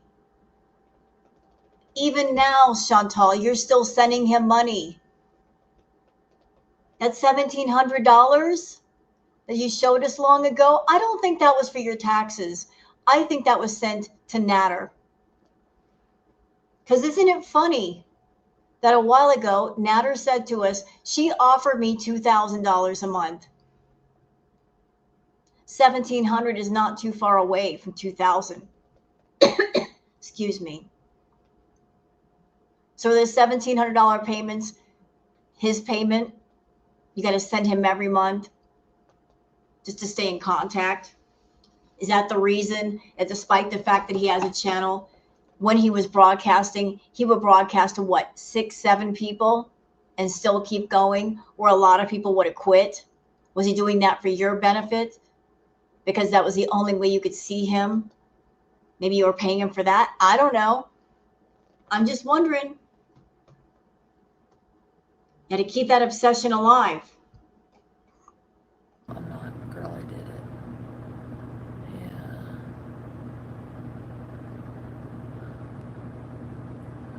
Drama-free is boring. It is. Drama-free is boring. So whoever she's around, she wants drama with that person. She wants someone that she can fight with.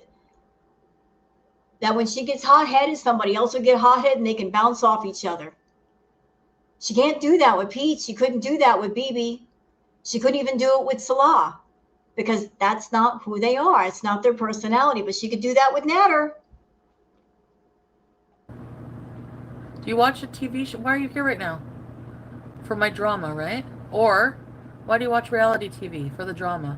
Nobody gives a fuck. Why do you think Angela is the most richest one on 90 Day Fiancé? This is not comparing my life, because when I tell you that this is not entertainment, like I'm telling you, And yet you're saying no drama is boring. And yet what the F did we just get exposed to? 3 years of boredom. 3 years.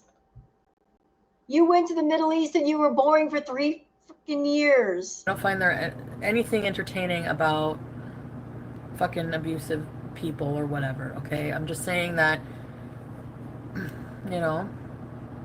But she's actually, like, I was watching that, like, tell-all today, and I'm like, damn, she got new boobs and everything. Angela?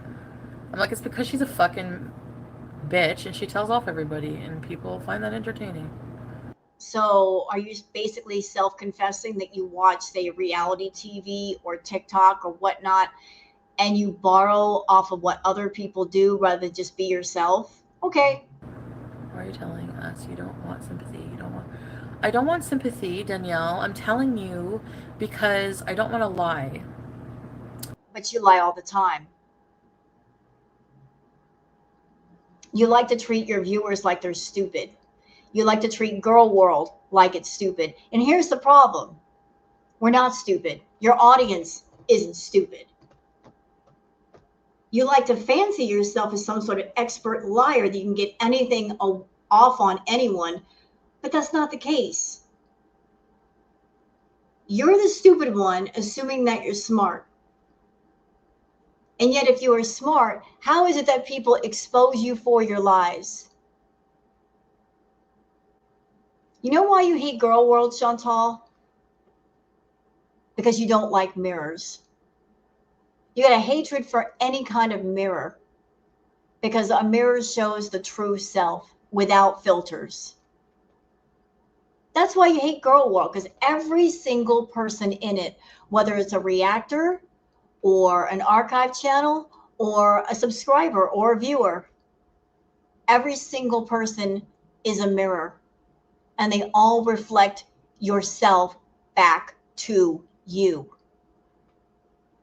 And you hate that. You hate that you just can't live in a fantasy world and everybody lives in it with you. That everybody else doesn't believe the fantasy world that's in your head. No, they reflect yourself back to you, and you don't like your reflection. Liars always hate truth or any sources of truth, whether it's a mirror or not, because truth pops the bubble of fantasy and delusion. And then once the bubble is popped, you can't live there anymore. But you try. Boy, do you try. I don't want, I just want to share my life. That's all. You know? I don't support abusers. Excuse me? Pardon me? I don't support abusers, and yet I fund one's entire life. I pay for his groceries. I pay for his rent. I pay for his phone. I buy him an iPad. I buy him an iPhone. I pay for everything. I wash his clothes, but I don't support one. Okay. I'm in love with somebody who we got into a really bad fight and it became physical. According to Chantal, let's put that on the table. According to her. For all we know, it could have been a simple argument. And that's all it was. But she can put any spin on it any way she wants, because how are we to know any different? We weren't in the room. We didn't see things go down. We can't say it's different. People just simply have to trust her word, but you can't trust a liar. And I don't know how to, I don't know how to stay away.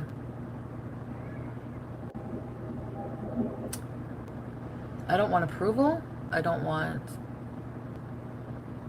you to, you don't need to understand. You don't need to approve. Oh,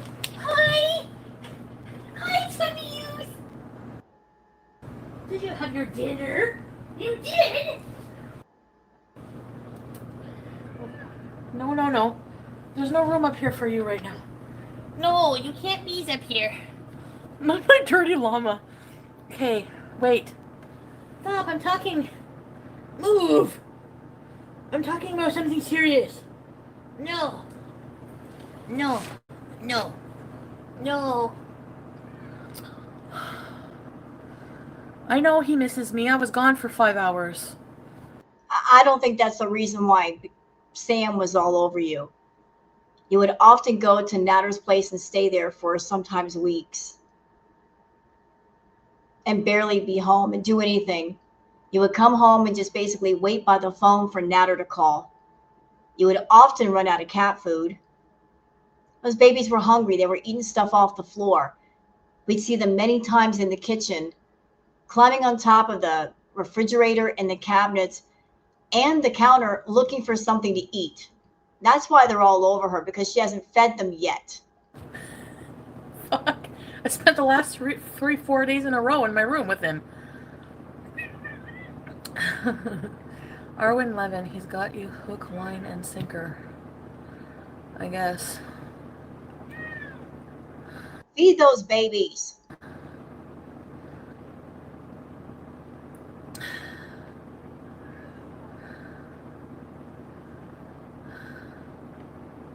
Bye. And she's telling people that like his ex died of a coke overdose in his arms, so everything is a lie. So what you guys are seeing is like even worse. You don't see what I'm seeing, the whole picture, and that's what's frustrating me. Bring it in, go off, Queen. I love you. Well, fuck, like I can only take so much. Kaylee, you're the first one to get blocked. Another thing I want to point out, even though you can't see the chat, back during Crackhead Olympics when Foodie was doing these streams, she had VIB only chats. It wasn't open swim where, non-members could talk. She kept her chat locked down to VIBs only. You had to pay a membership just to maybe converse with her. So if you hear her cursing people out, understand that those are her members. It wasn't a non-paying member. She would get snotty and go on blocking sprees. She would get what we call the Nattertude, where she would go to Natter's place, do Coca-Cola and party favors all night, come home the next day, and the crash would give her a really nasty see you next Tuesday attitude. And she would block 50, 60 people at a time. Like, who wants to be blocked? Like anything could set her off. But if you hear her talking nasty to people, understand that those are her paying members. And that matters because this is the Chantal that's coming back to Canada. Those of you that are BEEZERs that might be watching this right now, you guys have never seen this.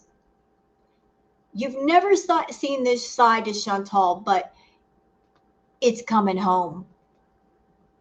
It really is. For those BEEZERs that you came to know of her when she, became a Muslim or pretended to, whichever way you want to look at it, and she went to the Middle East to be with Salah. If you jumped into the Foodie verse about that time, this is a side of Chantal you've not been exposed to and you need to know about because it's on the way. Where she sat in a room and she got high all the time. And sometimes she would get so high she was incoherent.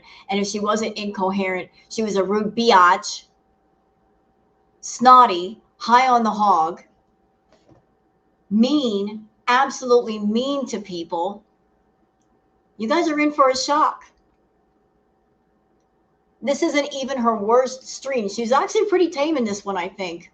She wasn't ragey. I've seen her rage at her members. Like this is the one that's coming home to Canada. Goodbye. You're fucking annoying and stupid. Chimp, what the fuck is even that?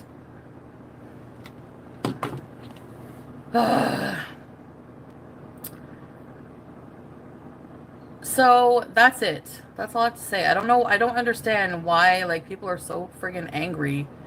Like allowing her to do this. What?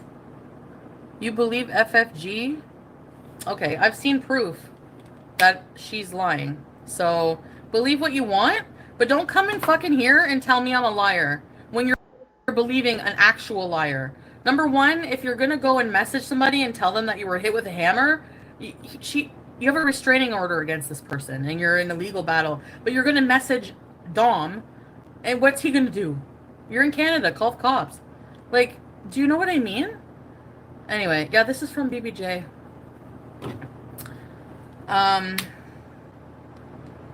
He hurt me once when we were all both really coked out, yes. And But didn't she just say that she doesn't do that? Didn't she just say, I don't do any Coca-Cola? Liar. I don't know. I've never like anyway. I didn't realize she was saying those things. And then I'm like, I've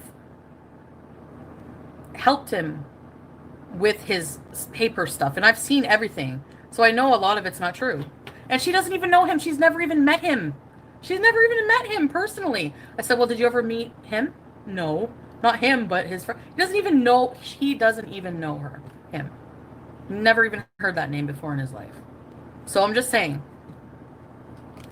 Regardless, yes, I think she had my best interest in mind. So I'm going to say that. But because I know what she's been through and she knows what I've been through. And You mean what you say you've been through, which I 100% doubt. I don't think you've been through anything. I think you make claims about it, but a lot of things ain't adding up. A real can always spot a fake, and I'm looking at one right now. I don't think you've been through anything. And if you've been through something, it's because you put yourself through it. Like if you any drama, any fighting, any arguments, any bad encounters with Natter, you put yourself through those because you didn't stay away. You kept going back over there.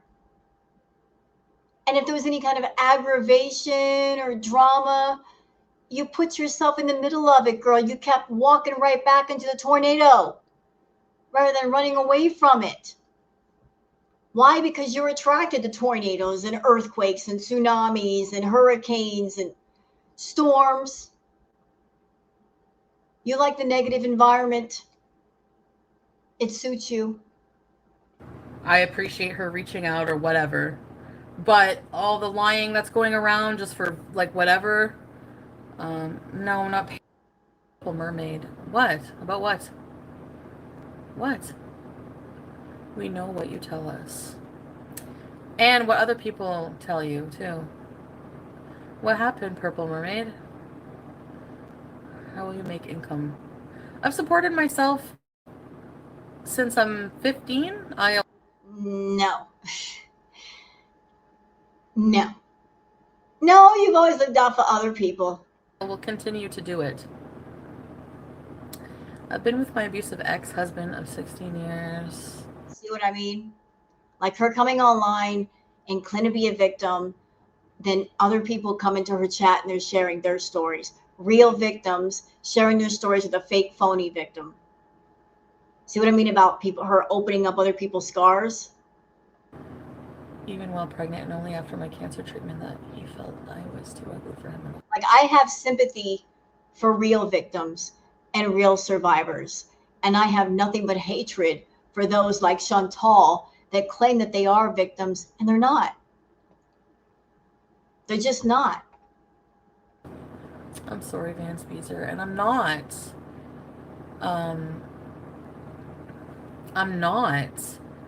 condoning yeah, I did say I'm done with him, and yesterday I was. See, I'm done with him, but yet she's not. And this happened for an entire year. The flip-flopping, the back and forth thing. So she's been in the Middle East, well, she was for 3 years, right? And despite the fact that she was with Salah, and despite the fact that she was allegedly married, and she loved her handsomest man, did she ever really stop talking about Nader the way that she should? You would think somebody who's been through something allegedly traumatic would say, I am going to move away and move on from that traumatic, horrible experience with that person. I'm going to push that person out of my mind and out of my life so far that I can't even remember their name. But she never stopped talking about them, which means she was continuously thinking about him. Even after 3 years, bringing him up unnecessarily. Wouldn't even tell her chat, look, I don't want to talk about that person. I don't want that person mentioned. Please don't mention them. I want to forget. Just help me to forget. Don't bring him up. That never happened. She would bring him up, which is weird for a married woman who's with somebody else. Why wouldn't you want to forget? Why wouldn't you want to stop talking about him? Unless there's something in you that wants to hold on to that person for some reason. So that's not fake, because at the time, that's how I was feeling. That's not a lie. I wasn't saying that to be deceptive to anybody. No, she doesn't lie. She just changes her mind. If she changes her mind, that means it wasn't a lie. So, I mean, that's what I'm saying. I'm not lying. I'm like changing your mind or feelings on something. It's not lying. Like, But if you're around someone who is hurtful to you and abusive to you, why would you want to change your mind? Why would you want to? If they're that bad, why would you want to? yesterday, yeah, I was done. Today,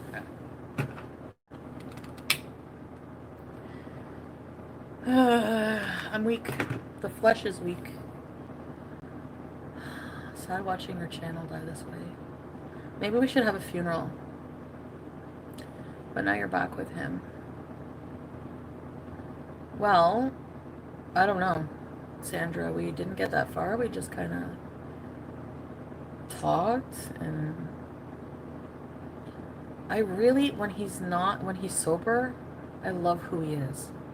When he's sober, If you love when he's sober, if you love who he is when he's sober, why is it when you were going over to the crack house, you would go to the outhouse first for your little pickup? I mean, because like I said, y'all, Club Natter is very expensive. It's very exclusive. Very few members. Members only entrance. When you go to Club Natter, you cannot come in empty handed. You've got to have something to offer up as the admission fee, whether it's food or party favors or liquor. She never went over there empty handed. She could never just say, hey, Natter, I'm here. Let's hang out. Let's do coffee. Let's do something. Let's just sit down and have a conversation. He never wanted free time with her. He always made her pay for it. Which tells me everything I need to know about her entrance into Club Natter. So she loved him when he was sober, but yet she always facilitated an environment where she did not want him to be sober. She wanted him to be effed up. As a matter of fact, I'm now remembering an incident where they were both on stream, and he asked her the question, like, why do you always want me to do edibles? Because she kept trying to push edibles at him. Do you know what her answer was? And this is so creepy, so predatory. She said, because I want to take advantage of you. That's why I call Chantal a predator. So all of this, I love when he's sober. With him, why were you always trying to get him messed up on something? So he'll put up with you? So you can take advantage of him? So he'll get horny and bang you down? What? he's just like me. I'm not good when I'm not sober, like on coke. But thanks, Jamie. He's really, really funny. Like, he's funny, He's so smart. He can do so many things. He can make a fucking motorcycle out of Coke can. Like a real. He was selling them before. I don't know. Like, there are really good things I've seen. Like, I've spent hours getting to know. Why did he change his Facebook relationships? He told me about that, Beverly Marsh. Um,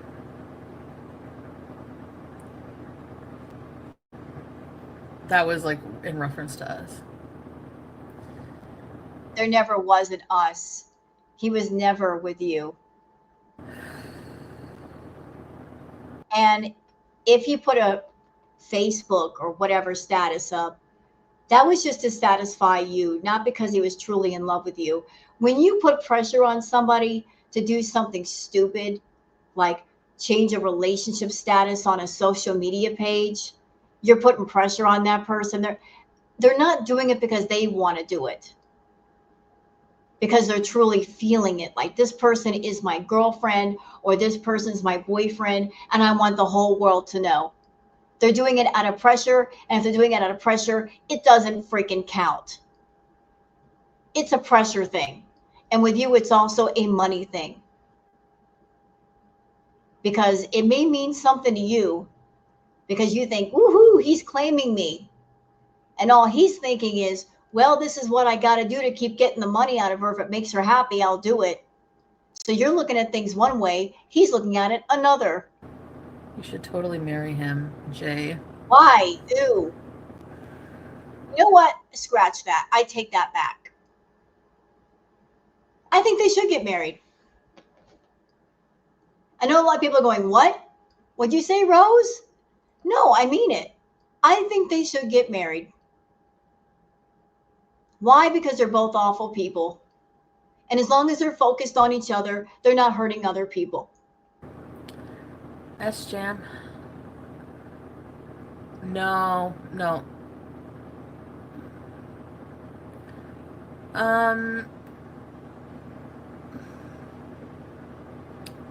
No, I was at home when I was saying I was at home. I didn't go off live and go, like, you could ask Pete, I was here. And Pete has been known to lie for you. And he even said so. He will lie for you. If you say, Pete, tell people this, tell people that, for you, he'll lie.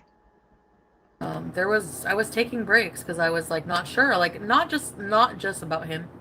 Obviously, when I was like depressed for that whole week, like we had a really like we were I don't know if I wanted to be in a relationship. Period. You know. Yes, you do. You've always wanted to be in a relationship. You've always wanted someone to claim you. And if they don't want to claim you, you claim them first. If they don't come out and say, I'm claiming you, Chantal, then you'll claim them or try to claim them. Remember all the things you did to Natter? All the ways that you tried to claim him by bringing him to YouTube, and then the fake engagement photos in the park with your little coat on and showing off the ring that you bought for yourself. And then you tried to trick him online and say that you were his girlfriend and he didn't understand what you were saying. You were trying to find all kinds of ways to put ownership over him. No. Because of a lot of them, because of my channel, and especially people like, telling me, no, I'm not accountable beauty. It's like, if you don't claim Chantal, then she's going to force claim upon you, force you into a relationship, pressure you into one. And that is not a true relationship. That's not a lie, Dawn. I didn't lie about that. I said I was done with him, and I was at the time. No, I was done with him. I just went back there. You'll never be done with Natter. You're not done now.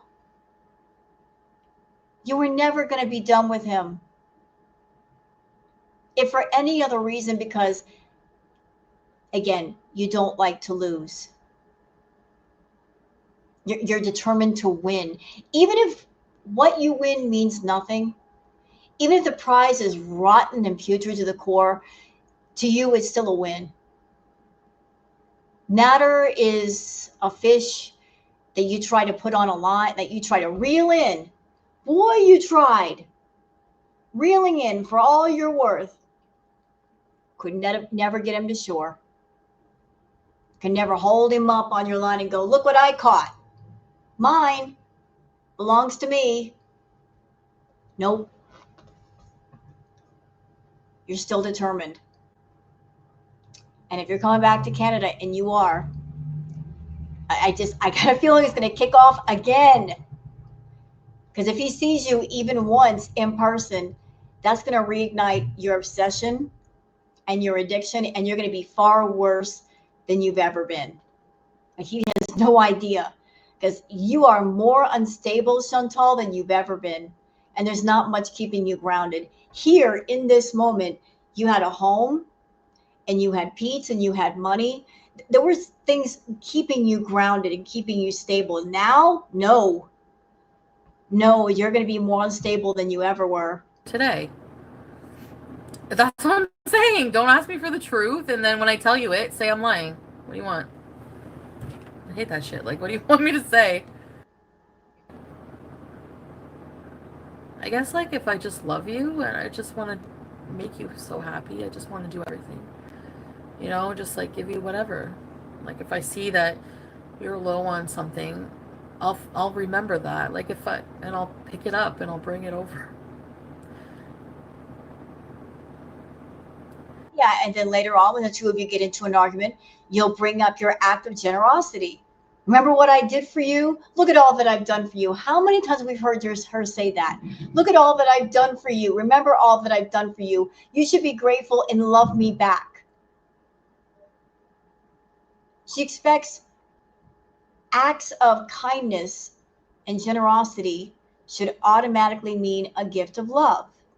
And you don't care about your viewers, it's only you. I do care, EP, about my viewers. No, you don't. I don't know. I know, Sandra. I know you guys care about me. And I'm not doing things to purposely disappoint you guys. Like, I'm not. I should be spoiling you, though. He's going through a rough patch. He's always supported himself. Like, he showed me his passport today. Like, 27 countries. Like, he's worked hard his whole life. As I've gotten to know him as a person, you know. Well, Turkish, he was very nice to the cats. Daria 67. Have you ever heard he only did it because he was drunk? Yeah.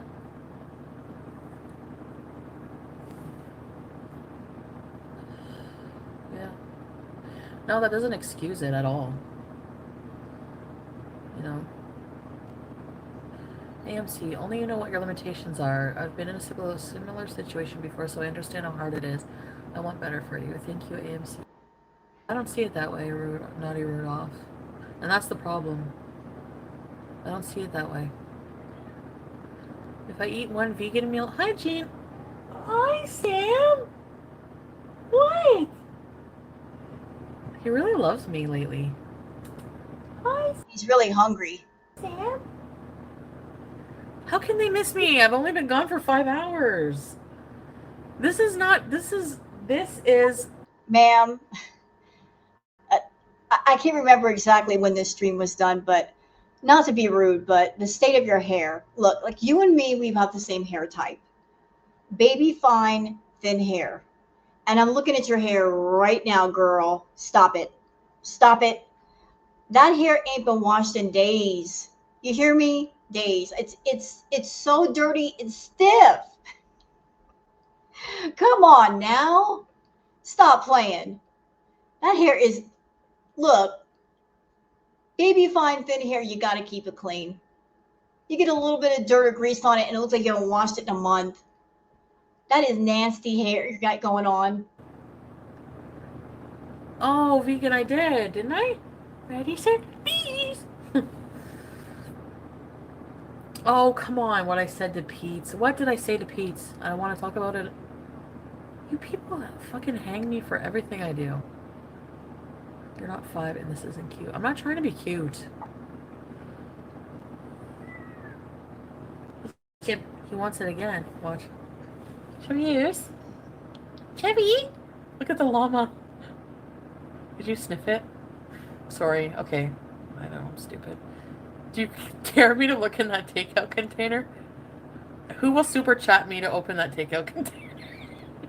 I'm not doing it for free. You can fuck yourself. Yeah, that was the thing. Chantal had garbage all over her room, including takeout containers with rotting food. That's what she means. Um, And it was nasty. That why do you think all the fruit flies came from? Because the rotted food. Abuse! Just like, not viewer, but like just passively observing my own life, just going through the motions and just doing it. Hey, booger. And Booger. you know, like I don't there's like something underneath, there's something bigger than Dom, than the Coke, than everything. There's like something under. Y'all give me just a minute. I have to feed Queen Booger. She's here next to me. I'm going to give her stinky food. One moment. Okay, Queen Booger got her stinky food. And for those who are wondering, what is her stinky food? Booger likes fancy feast, fish and shrimp, and believe me, it smells. That's why I call it her stinky food. So she got her stinky food, her dinner. And we can continue on with this react, so why don't we? Let's keep going. Do you know what I mean? It's like when you pop a pimple, but you don't get the fucking core. You just keep popping it, the same fucking pimple. You live your very best life, girl, the way you ever die.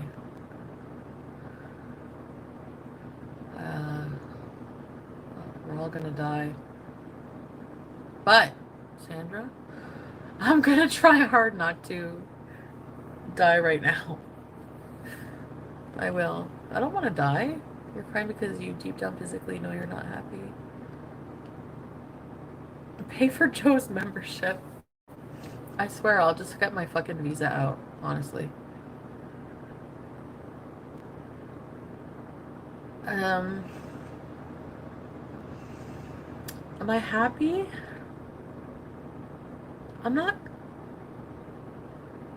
But I'm not like, okay, there's a lot of things I'm not happy about. And that's a damn shame, too. I mean, this was Chantal back when Chantal was making better than average money. I mean, some of her paychecks were like 20, 30 grand a month. So she was making 20, 30 grand a month. She had so much money that she didn't even know what to do with it. She was just spending it on nonsense, torrid hauls, Amazon, so much Amazon that there were box mountains all over her house, boxes from ceiling to floor.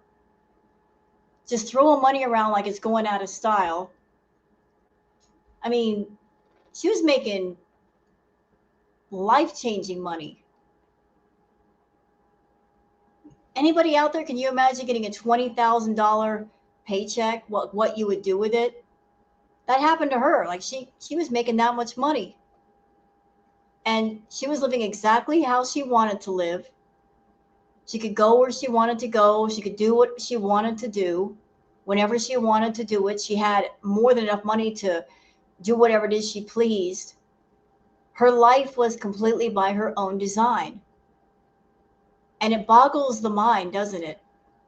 How someone could make the kind of money that she was making with complete and total freedom, no restriction whatsoever. She wasn't chained down by anything, restricted by anything.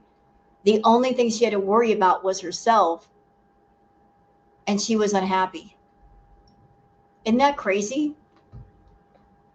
How someone can have everything and nothing all at the same time. Can you guys say that you're happy, like completely happy?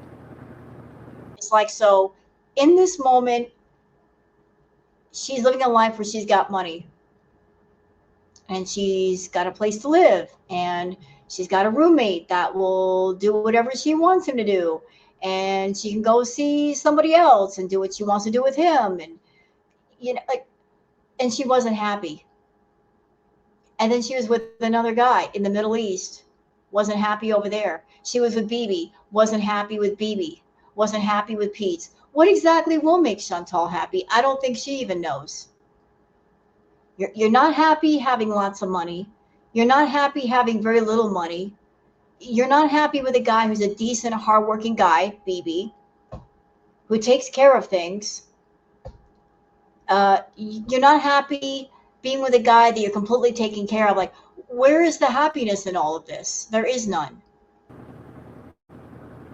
Yeah, I mean, at my weight, that's like some people are happy. I'm happy. My weight, I'm not, I mean, obviously, yeah, I want to be smaller, but I'm not like super miserable. Just scared to open the container.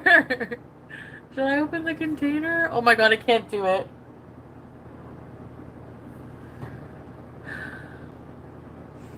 Hyper defense mode. Yes. That's right, deep throat. Oh, thank you, Abby.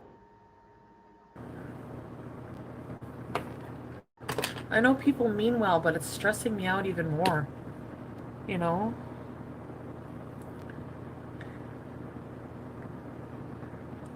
You don't hate me, nerd? I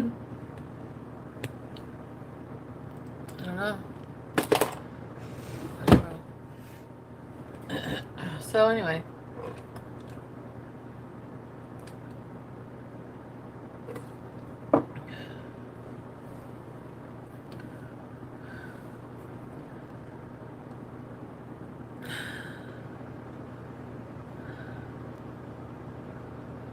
What is she? I'm a mess. And I know you're all making fun of me right now. It's okay. BBJ? Oh no, not you again!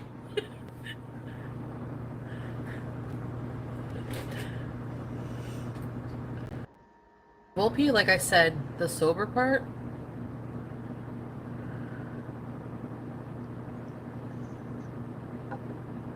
That's why I think, like, I see people, like, I have all you people, I know, like, looking for signs and things, like, saying, like, with the money, like, looking for, like, being used or taken advantage of, I see that. But, like, I see that he feels really bad about me having helped him. And even more so that people know about it, and I feel bad that I told people, like, our business like that, because it's not anyone's business, really, about the money, you know? Um, so, it wasn't really funny, but it is. I need to do that to somebody. I also think this is the problem why people get mad. You're willing to talk about him, but you're not willing to tell your subscribers what he did to you. See what you can't because many of us think we're not about. Yeah, Lou Bob. And you'll never miss my call again.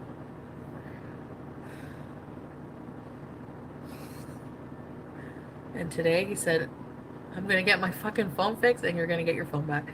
Why would you tell them you give me now I look like a fucking like charity case? And I'm just like, I'm sorry, like people guess things. Like you guys just guess all this shit. Nothing gets by you. Accountable Beauty, I had 2 phones on my one phone plan. And Yep, here we go. I was paying for that other line anyway. And it was in my drawer dead.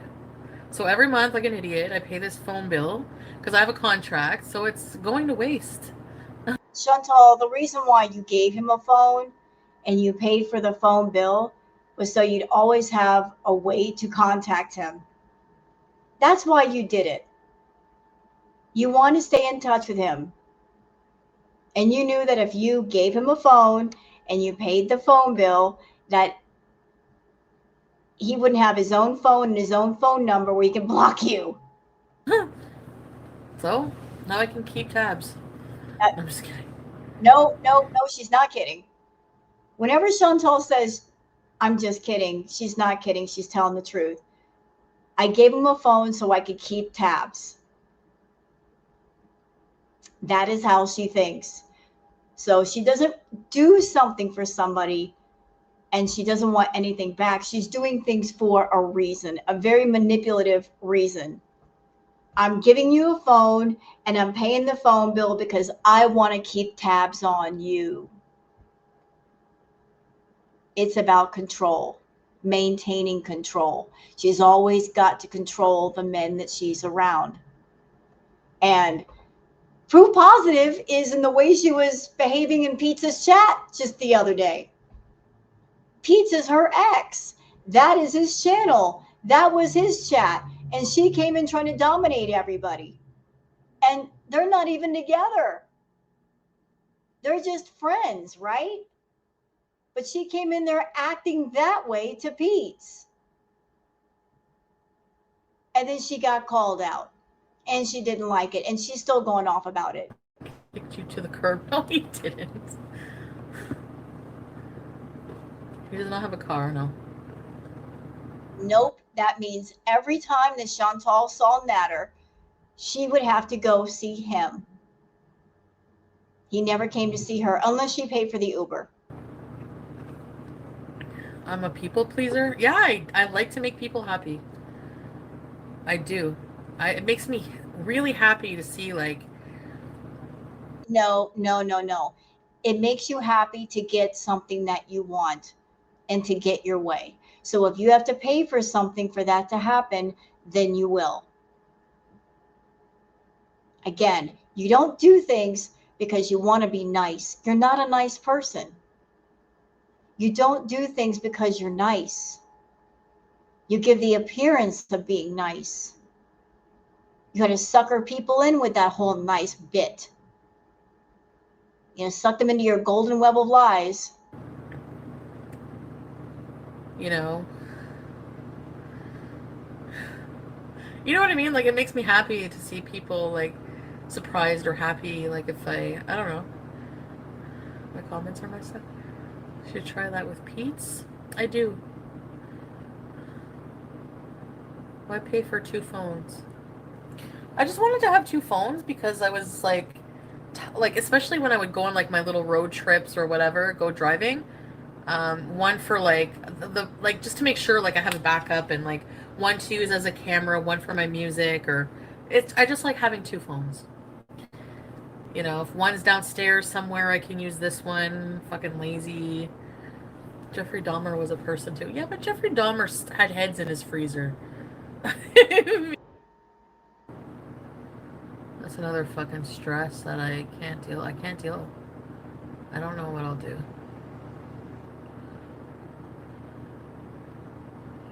Girl, you are attached. I am.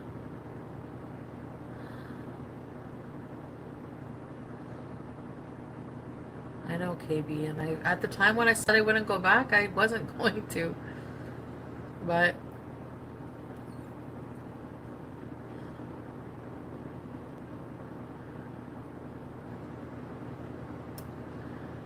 I'm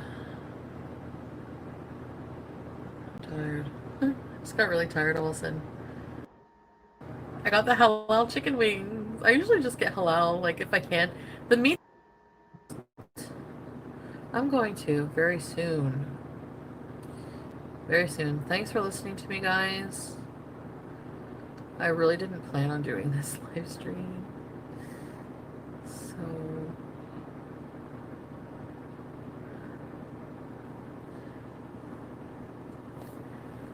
And again, before this reaction is, I just would like to reiterate, I'm doing this retro react just to illustrate like this obsession with Natter. It's always been going in the background. Once upon a time, it was in the front. Now it's in the back. But she's coming back to Canada. The chances of her hanging out with Natter again are high.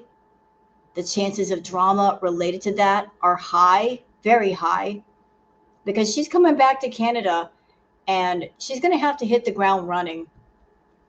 Like, she is broke, and she needs money. And sitting in a room doing mukbangs aren't an option anymore. The policies on YouTube are changing, or they have changed. She can't do mukbang content the way she used to. And the mukbang content was her main draw at one time. The feedies loved it, but I don't think they're going to be able to get their fix any longer. So what's left? If she can't do the feedie content and she's not one that's going to be getting out of the house and doing things because that's just not her way, the only option left is drama. She's going to have to make drama with somebody, or someone's got to make drama on her. And there's been a lot of talk recently from her about talking nostalgic. She wants her old life back. She wants the villa back. She wants those $20,000, $30,000 a month paychecks back. Do I think she's ever going to get them back? No, but she wants that money. She wants to be able to control people like she used to. So she might invite certain people back that she can make drama with to generate that kind of income, or potentially that kind of income. So I have no doubt the two of them have been talking, and they're going to talk even further about, let's get it started. Let's go at it again.